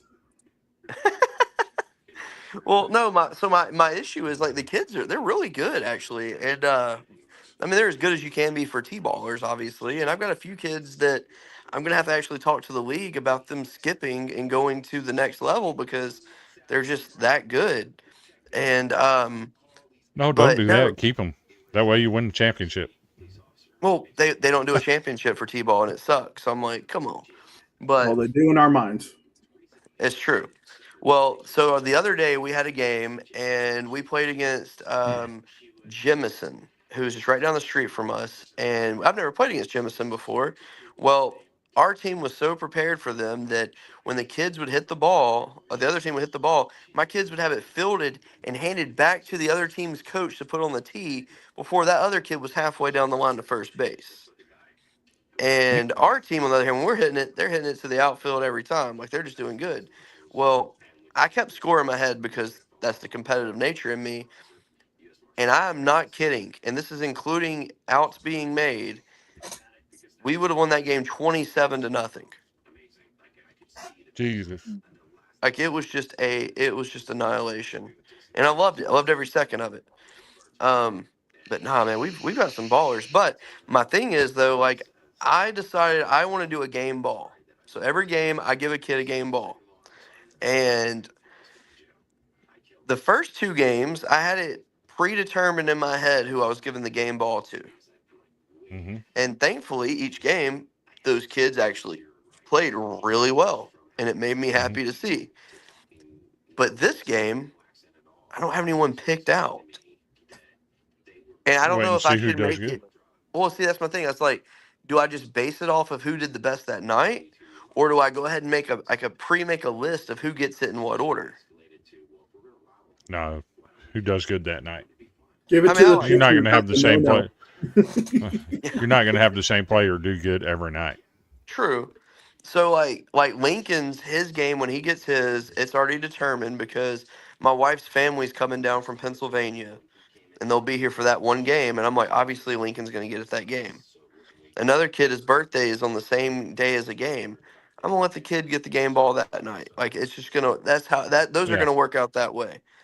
But I don't know. I've got a few kids that are like, I can see the talent there, and for some reason, when we get to the game, it's like it takes a minute to get them like opened up and really like let it loose out there. And I have come up with a trick that seems to work. And I say, "What's your favorite cartoon to watch?" And most of them say Spider-Man, and I love hearing that. So if the kid's like a bigger kid, I say, "Pretend you're the Incredible Hulk." And they do that, and their eyes get big, and they're like, "I'm ready," and they hit the ball in the outfield. I'm like, "All right, all right." So this seems to be working, but yeah, I think tomorrow's gonna be the first one where I don't know who's getting the game ball going into the game, and I'm pretty excited about that. Just see who does the best tomorrow night. But make sure it's not one of the ones that's already gotten a game ball. Oh, nobody will get a second game ball. It'll only be one per kid. Every kid's gonna get one. I'm gonna make sure of that. So I am excited though. There you go. Get a little expensive, but it is what it Oh, is. I already bought all the balls. Like, for some reason, my Walmart had a bucket of T-balls on the clearance aisle the other day. So they were marked down from like $30 all the way down to like $12. And I was like, yup. So Score. I'm good. I'm good on game balls, thankfully. So, and this Now you one just just happened to be sitting. now you just got to get game balls printed with the Golden Broom Podcast logo. I've already looked into that. That crap's expensive. But yeah, speaking of that, I need to make a list of every guest that I've ever interviewed, and I'm gonna have to get a baseball signed by each one of them and start putting it in my office at work. I think that'll look pretty cool. And just an update, Terry. Probably this week I will order that shirt for said coach. Mm-hmm. All righty. We're going to give a coach a gift. I'm gonna try to see. I'm gonna ask him. I'm gonna shoot him an email and see what do I have to do to get a little video clip, little I'm still cameo waiting. of their training facility. I'm still waiting to see the shirt that Cody got. You know, I meant to wear that tonight. It's hanging in my closet right now. I haven't even seen it yet. Oh, I'll send you a picture of it tomorrow then. I thought I sent you one. I could have sworn I did. I guess I didn't. No, it looks really good though. I wore it out the other day and I looked really good in it. Okay. Not to be conceited or anything, but I liked how it looked. It fit really good. Terry's The like quality. getting jealous. The quality of it, I have Dude, to I'm say. happy some of my shirts I haven't worn in a while are fitting me looser now. There you go. Keep up the good work, man. So, fun fact: this shirt I'm wearing right here, I actually bought this shirt back in like 2014, I think, and just now it fits me again. Finally, You can it's tell hung you've in my lost closet. weight. Oh, I have. I weigh 176 right now. This time I've last lost. year I was I've 235. I've lost 20 pounds. That's good. I can tell too, by the way. Yeah. I think I'm down That's the 290s right now, but losing still more. I got I about say, you 15. can tell you've lost as well, though. I I got have to about search 15 some old more to go. pictures from my graduation. How I had like a freaking puffy dinner roll hand with sausage link fingers, like hot links, not Vienna sausage. Now, how much did you weigh when you went into the military? Well, let's see. Here's the funny thing. I had to lose 45 pounds to meet the max weight limit to get into the military. I got So I was like 240, and I had to get down to 193. And how much did you weigh when you got out of boot camp? 165. I was about to say. Wait, But how I got tall are you? 5'10. Okay. I joined at 188. The recruiter was surprised. Like 5 months later, he saw me back. He said he didn't expect to see me. He said, because people will go in there and they say, oh, they got to lose like maybe 5-10 pounds. And they don't come back. And he said that the fact that I came back said a lot about my character of something that I really wanted to do. Absolutely. So is that the goal, 188 again? Well, I don't know. My fighting weight was 205 when I was doing my leg. Huh? You actually fought? Well, I was like unorganized backyard boxing. Hey, it counts. It counts. My record's 3-1-1. That's not bad. Yeah. But that was like many, many moons ago. The last one I could say I was toying with the guy because I wasn't going to do it. It wasn't like, hey, we're going to schedule this far out. It was kind of like somebody calls you out. Not like I wasn't expecting it. I was just going there to see the fights and somebody called me out. I'm looking at the guy. I'm okay. I got to answer this one because this guy really needs to get worked over.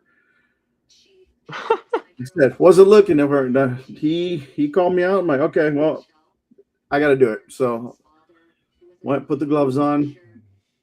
Mm-hmm. We're going at it. Like my strategy was, I'm assuming everyone's pretty much going to kick my ass. So I'm going to give them hell and make them earn that ass whooping. Of course. Well, turns out I felt like I was on vacation with this one. Because he was like, he called me out, but then he was hesitant. So like I dropped my hands on purpose. I'm like, well, let's see what he's got. Let me take a couple punches to the head. And he did it. I was just like, wow, this felt like a massage. I'm gonna give it to this guy. So I was just taunting him the whole thing, like gave him a couple punches. I even did a little Floyd Patterson. So I put my hand up. He looked at my hand up there, and I jabbed him with the other hand that wasn't looking, and just rocked his world. And like I probably knocked him down 4 times in the fight. He almost got one on me because I kind of like I slipped once, so I was off balance as he connected. So he got one good punch that I could honestly say rocked me. But instead of like, falling over, I guess it just pissed me off more. I'm like, oh, I gotta get that one back. So I think 20 more shots to him, and then he was actually ended up breaking my thumb. I didn't realize it until like a day or so after the fight. So yeah, I went to the doctor. It's like my finger, the bone was like pushed up and away. Ooh. They're like, how'd that happen? I'm like, playing basketball. I went up for a shot. Somebody came down like this. So I was telling them did that. They're like, you sure? I'm like, yeah, that's what I'm sticking with. My favorite underground fighter of all time, Bloodstained Lane, always puts his hands up when he's going to fight someone like that. And that always, it cracks me up to see it done. Somehow he always made it. Heck, he still fights. He makes it work. Yeah. So, got a question for both of you. Okay. Did you witness probably the weakest Major League Baseball ejection that I've ever seen in my life today? No, what happened? You got video? Please tell me you got video. Is it the Orioles game? Give me about 30 seconds and I will have video of it.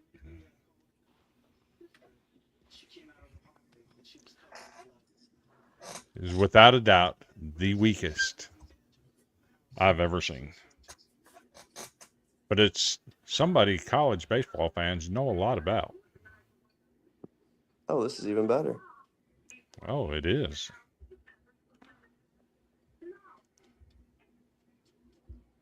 Because if it is the Orioles, then I'm automatically assuming Adley Rutschman. It is not the Orioles. Okay.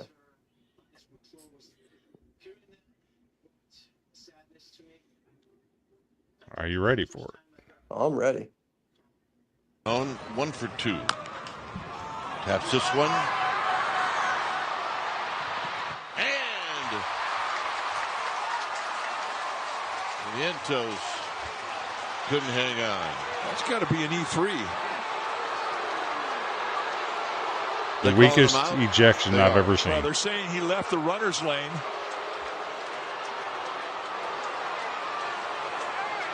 Uh-oh. We're seeing a little fire now from Tony Vitello. Well, I mean, that was the call. He was inside the runner's lane. He was on the infield side.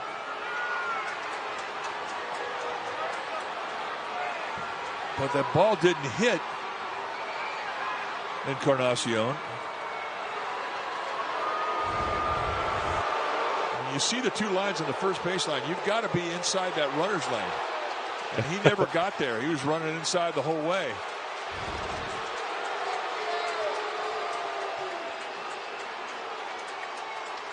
This may be his first ejection right here.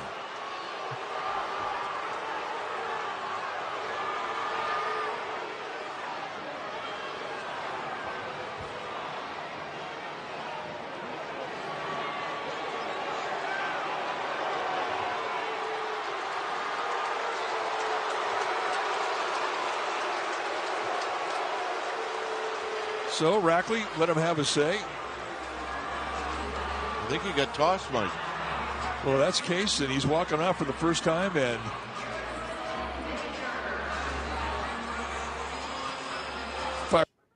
What happened? I mean, to be fair, I've always thought if anyone was going to top Bobby Cox, it would be Tony Vitello. But I don't see why he got tossed. They didn't even signal that he got tossed. Unless it was It the was like home he was plate tossed umpire. before he even jumped out.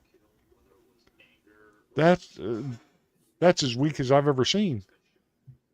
I mean, and usually, you would praise a Tony Vitello getting thrown out of a game situation.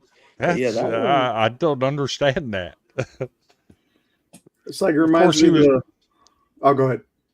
Of course, if you read his lips, he was saying some pretty choice words, but the ump never even signaled that he tossed him.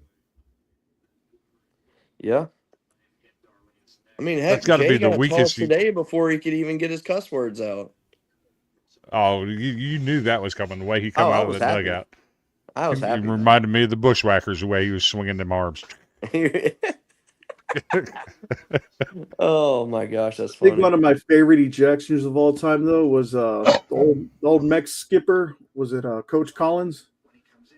When they threw the ball behind the Dodger player, the very first pitch of the game, and right away they threw out the pitcher because it was a playoff game and stuff that had happened in Oh L.A. yes. Was it not Terry Collins? I don't think. Can't You remember know the it's names coaches, but you I know know it's what you're Mets talking coach I'm about. talking about. That was, oh my God, he like he led everything. He was taking personal shots at the ump and everything, like all out there. It was all on mic too. It was great. There was one. There was one. It was like a minor league coach that got thrown out, and he went and he ripped up every base Yes, and that's threw one of it, the and that was classics. one of my all time favorites for sure. Bobby Cox was just good at getting up in their butts, man. That was so fun to watch back in the day. The one about the lady in the red dress, so that's got to be my favorite one. That's absolutely hilarious.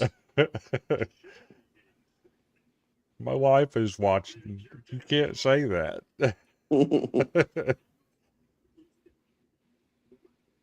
But I'm out of anything. There wasn't a whole lot of games today, Mm-mm. so no need to go over a scoreboard. Yeah, we don't want to talk about any team in Nashville right now. You mean the team that beat yours?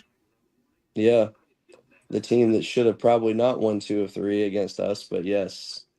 But they did. You know what blows my mind though is the fact that Vanderbilt's not as successful as they should be this year, but yet they're hitting more home runs than they've ever hit before. We ain't got no pitchers, dude. Would you trade the home runs for good pitching? I'd trade a third of the home runs to get another pitcher. It's fair. Which, speaking of that, is who was it? Nye that was hurt? Out for the season. Is he Yes. Tommy John? Make what you will of it.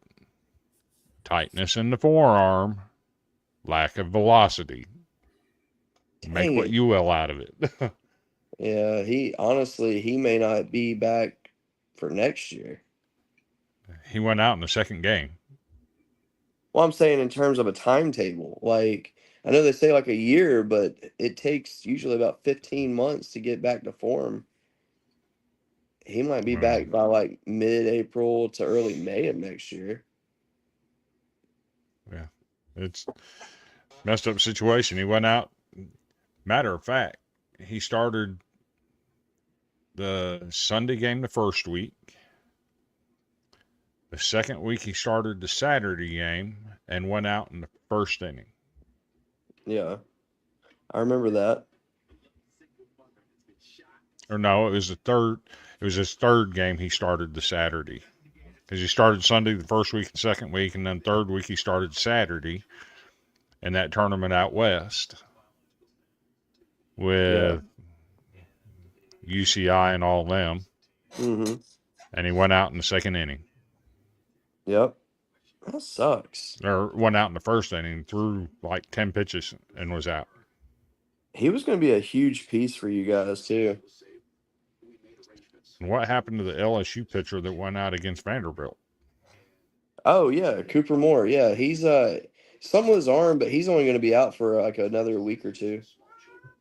Because his velocity was down too, and he was throwing fine, and they saw something in the dugout. They were done. I mean, it was instant. Yeah, it's not Tommy John, but it's something that he needs to rest his arm for before he's back. So, and once he's back, I think we'll have some balance there. Speaking of pitchers, what's that Tennessee freshman, that lefty?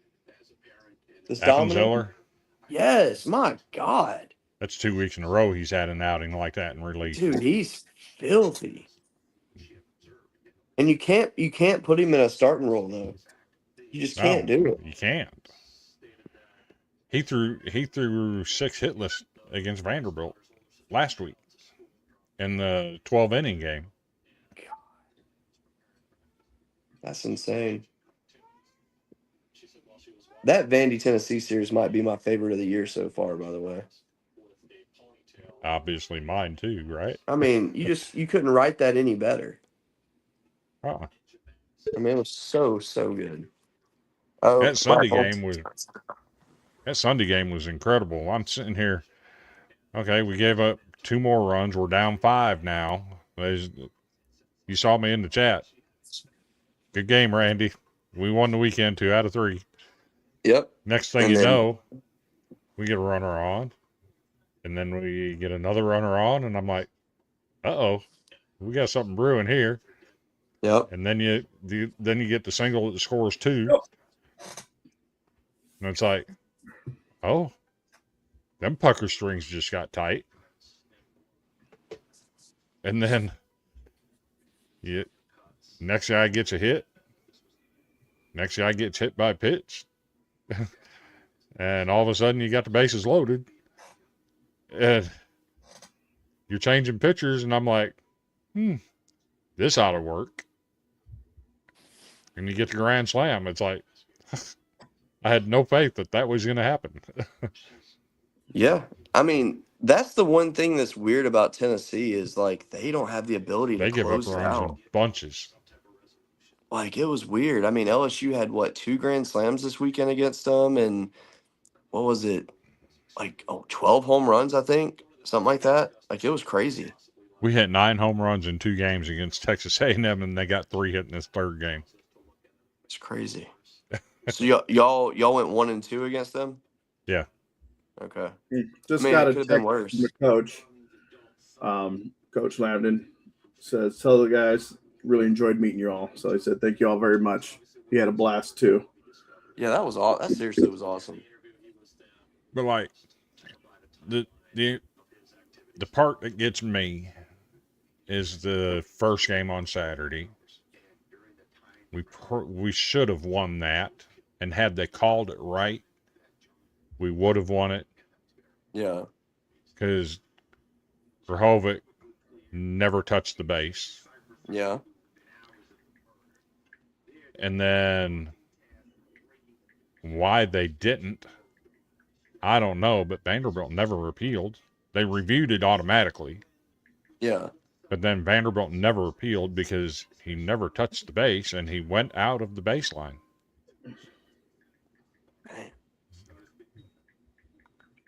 So, and then the next guy gets up and hits a 3-run shot or a 2-run shot and makes it that 3 runs they got. He would have been the third out. Yeah. Yeah, LSU had 2 moments like that today that were just kind of like, why didn't we review that the right way? And one of them was a situation of, the right call was made. Curiel, he tried to score, and he missed home plate by about a quarter of an inch, if that. And they reviewed it and saw that he did miss. And when he stood up to go touch, well, he motioned like he was safe. Which, I mean, honestly, if I'm sliding, I would have thought I was safe too because it was that close. But and then he realized, oh, hey, this is still a live play. So he tried to sneak around and get back to home, but he got tagged. So the umpire calls out on the field. They review it, and sure enough, I mean, his finger barely missed home plate. Great call. I agree with it. Then there's another place, like after that happened, Curiel turned his game up. He had a triple after that, but he also caught one on the wall in center field, and they threw it in, and they thought the runner left third base early. But when they threw the ball to third, our third baseman, I guess, wasn't paying attention. The ball just rolls into the dugout, so they were unable to review it or even challenge it at that point. I was Oh, like, dang. and another situation in that game, A&M hit a ball. Rustin Rigdon or Colin Brightwell goes up, comes down with the ball. They called him out. Texas A&M challenged it. The ball hit the top of the wall and then went into his glove. They called it a home run Oh, my gosh. because God it hit the wall almighty. first. We had a moment today where our guy, he hit a bloop foul ball, and Henry Ford ran in from third base to catch it, and it pops out of his glove, and the catcher, Levi Clark, dives in and snags it somehow. I was like, how is everything just going right for them? But when Tennessee hit the grand slam today, I was like, I think we're going to probably come back and it'll be fine. And then we hit 3 home runs in a row. And then obviously, Kate Arambide, he had his 4 home run game today, which is still just unheard of. When you hit 3 solo shots and a grand slam, I mean, my God. So what's going on with Auburn and Arkansas right now? I think Auburn's fine. I think Arkansas is I think they're just trying to discover their identity. I think Auburn got put in a weird. Let's see, who did Auburn lose to this weekend? Lost 2 out of 3 to Auburn. Oh, okay. So, well, with Auburn, when they lost the series to Alabama, that shocked me. It really did. But Alabama has done something interesting in their lineup, and their backup catcher, technically now Brady Neal, they've moved him to right field, and by doing so, not only is he actually a phenomenal outfielder and has made some really good home run robberies, but his bat has just been electric. And Bama's really just put it together. I mean, obviously you had their no they threw recently, but they just did everything right against Auburn. It shocks me. But Auburn, I think they're that team that they're going to heat up at the end when it really matters the most. I think a lot of teams are going to be like that. How much are they going to miss that reliever that went out? Who'd they lose? I want to say it was their middle reliever. Oh, man. I mean, you can't. He was their number one middle reliever. I mean, Arizona is the story of that one. That shows you how it goes when you lose a good bullpen arm. How you liking those numbers now, Cody? What's that? 39 viewers right now. That's it? No, I'm just kidding. That's good. I'm happy to hear that. Now, I mean, to be fair, Chris and I have been on a show in here where we had what was it, Chris? 20-something thousand at one point. Then it went to 50. Yeah. Yeah, it was crazy. All because of Jim Harbaugh's son. Mm-hmm. Was that during the boot days? Yes. Or prior boot? It was boot. Basically, when Harbaugh was leaving Michigan, we, let the information out before it was officially announced. And it had all the Chargers fans in here watching, and we went viral on X, and it was awesome. It was Drew Whalen. Oh, that is a huge loss for them. Man. He's their number one inning eater, middle reliever. Yeah. My God.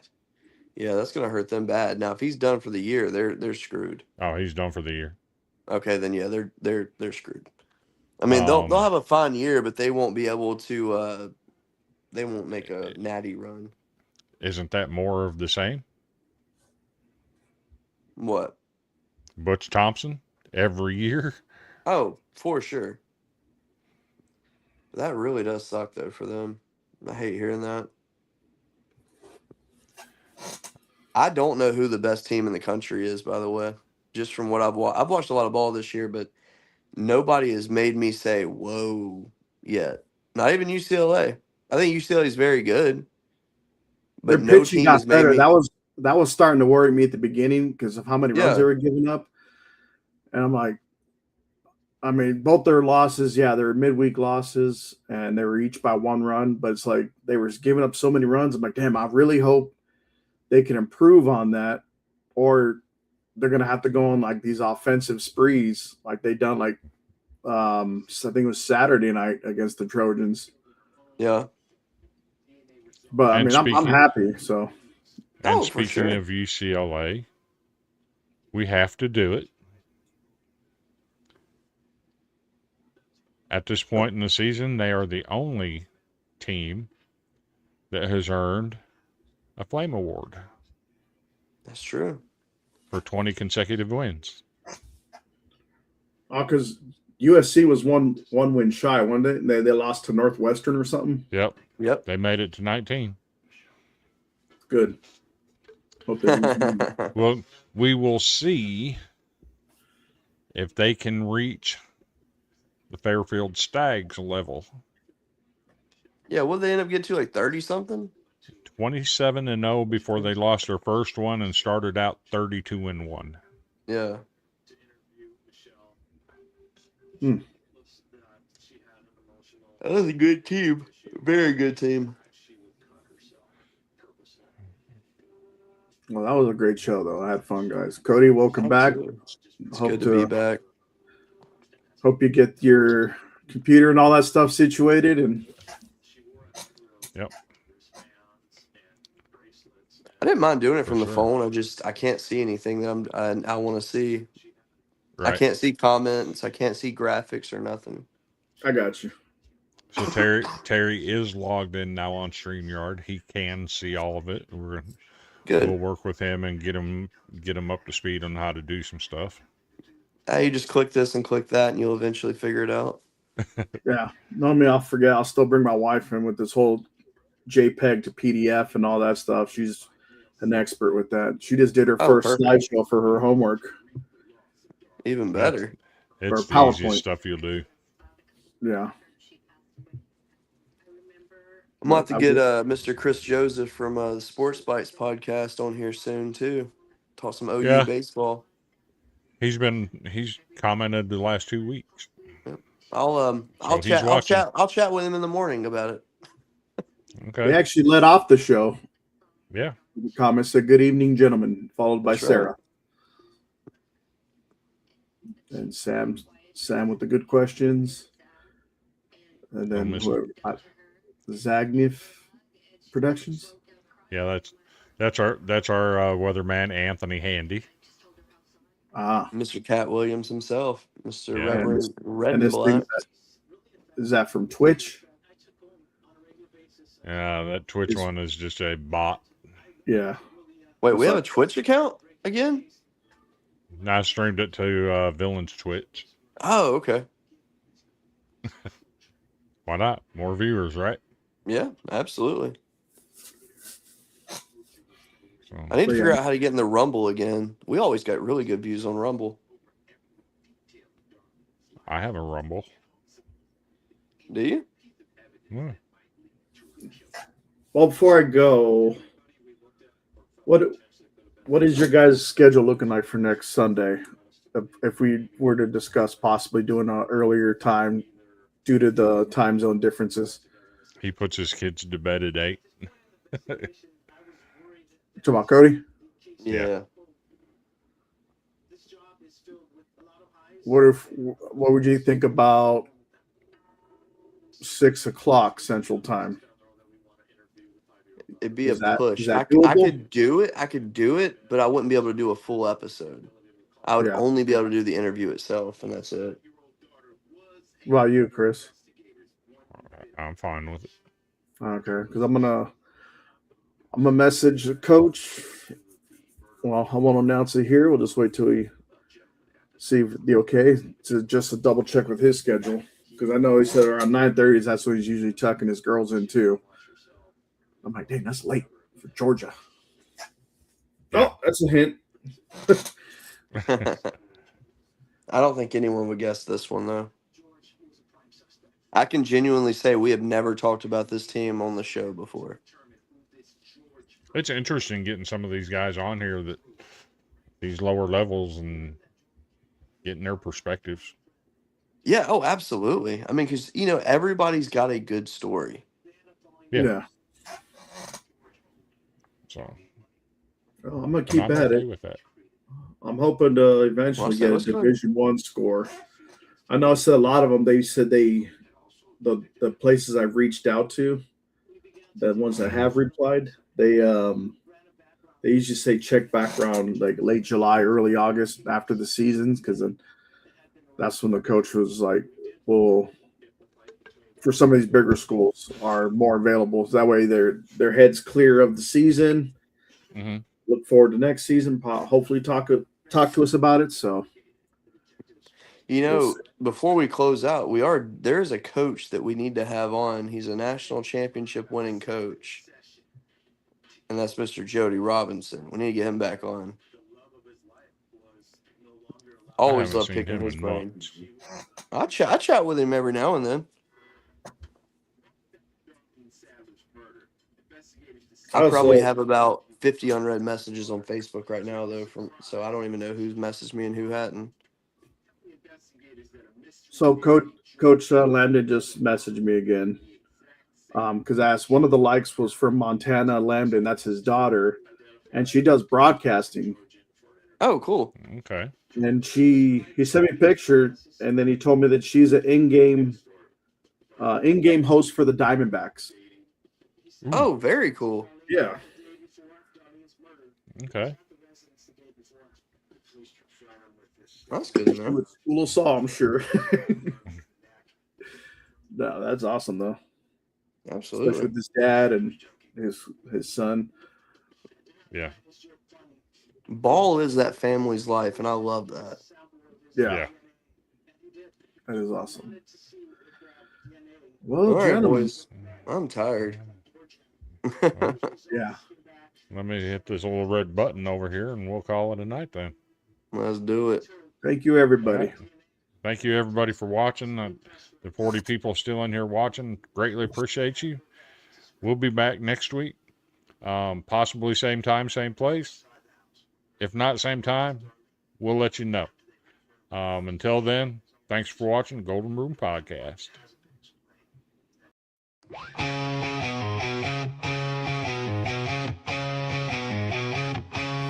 On the diamond.